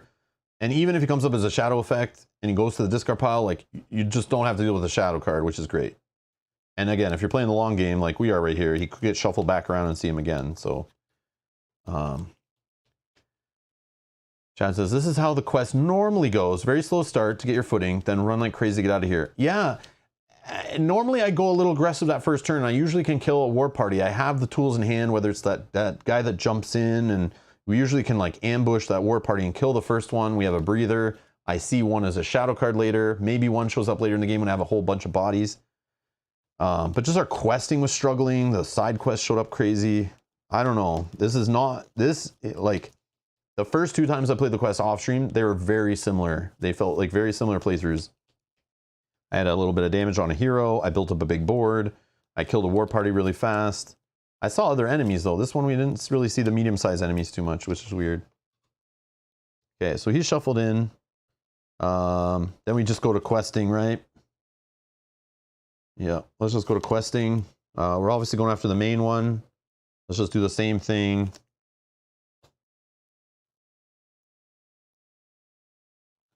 Sure. Sure. All right, let's get it. And then let's draw Chetwood Forest, 3 more. So we only have 5 in the staging area, and we put in 4, 5, 6, 7, 8, 9, 10, 11, 12, 13, 14, 15, 16, 17, 18, 19. Yeah, I think we're good. Save enough attack to kill the war party? No way. No way. I would let them sit with me. I have guys to spare. Worst case, he does some damage and we could prevent it with this guys, right? That's the plan. I would even defend with Faramir in that case and then just like try to save him with this. That's what I was thinking, but yeah, I think we're still okay. All right, we win. More progress. All the progress. We did it. All right. Woo. If it matters, we'll add it up, but let's see what happens here. So it did say if the players cannot defeat the stage unless the first player controls whatever his name is, we have him. If the players defeat the stage, they win. And yeah, the war party would have stopped us. We couldn't win with him in play, but like we could take him out next turn, I feel. It would have been fine.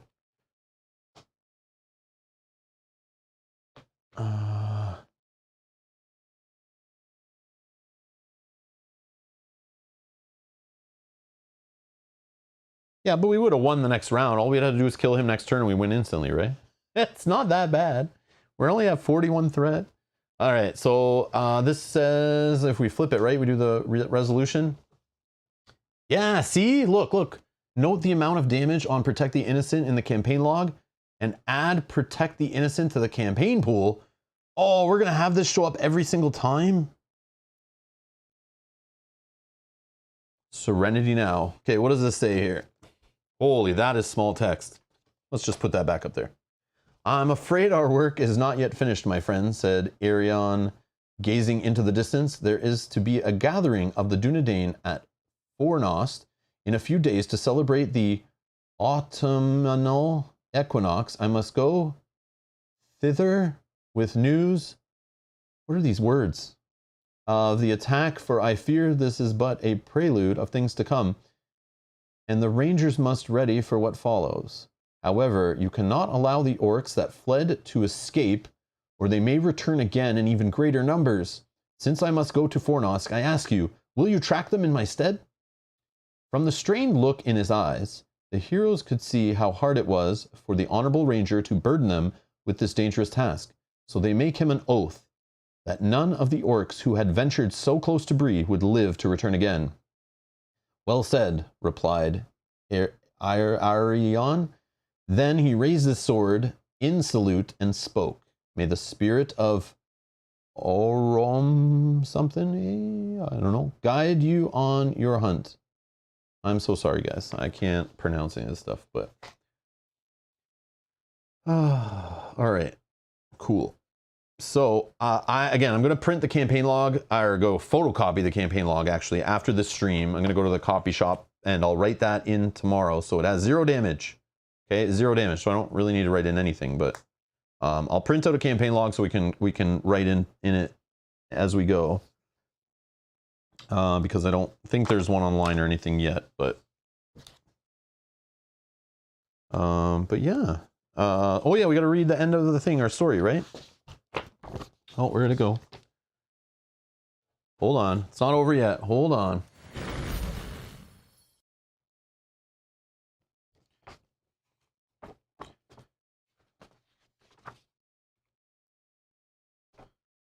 Do not read the following until the heroes have won this quest. Do not read the following until the heroes have won this quest.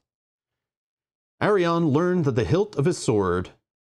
No, sorry, let's try that again. Arion leaned on the hilt of his sword and watched the last of the orcs flee to the east, away from peaceful villages near at hand. The ranger and his company of heroes had chased their quarry to the very borders of Breeland, where they forced their enemy to turn and give battle. The war party was better armed and better disciplined than the sort of ordinary rabble the ranger was accustomed to hunting.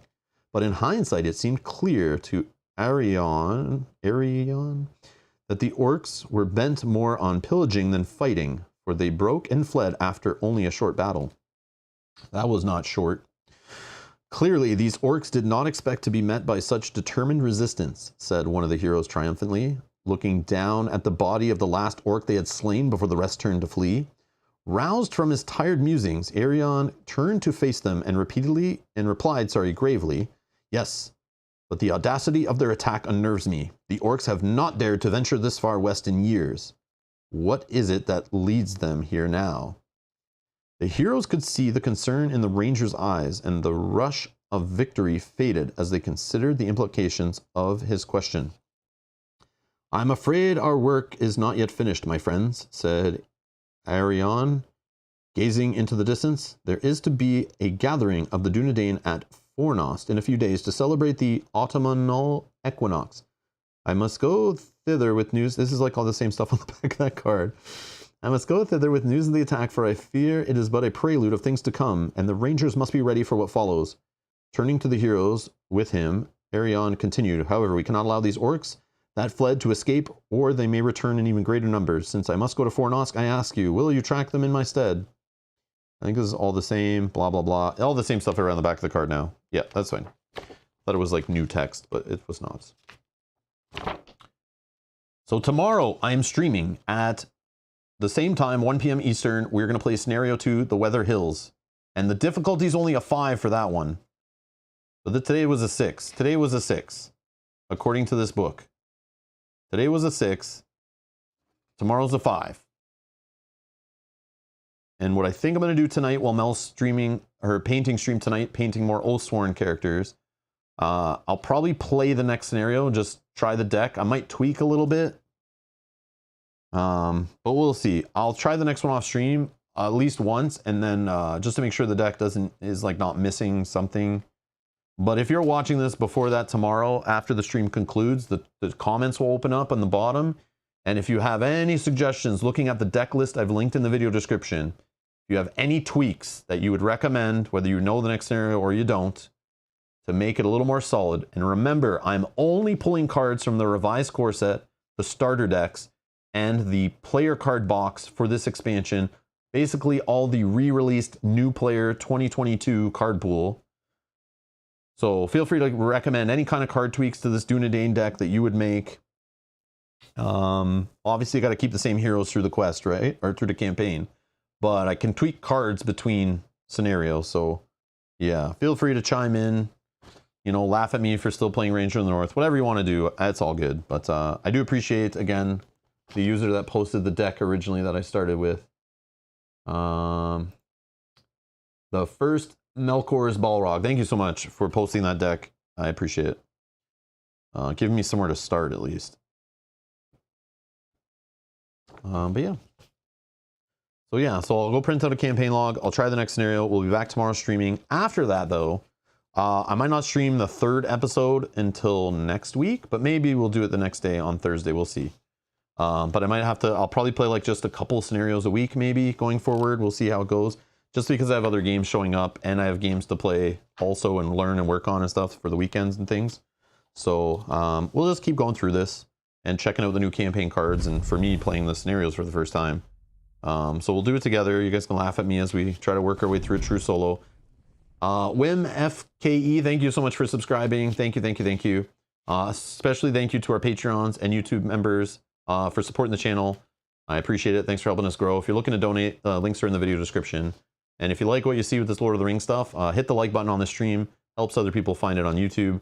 Feel free to share the videos, of course. And yeah, if you're not subscribed, do so. And then hit the alarm bell so you don't miss future streams. And you can find your way back to the channel.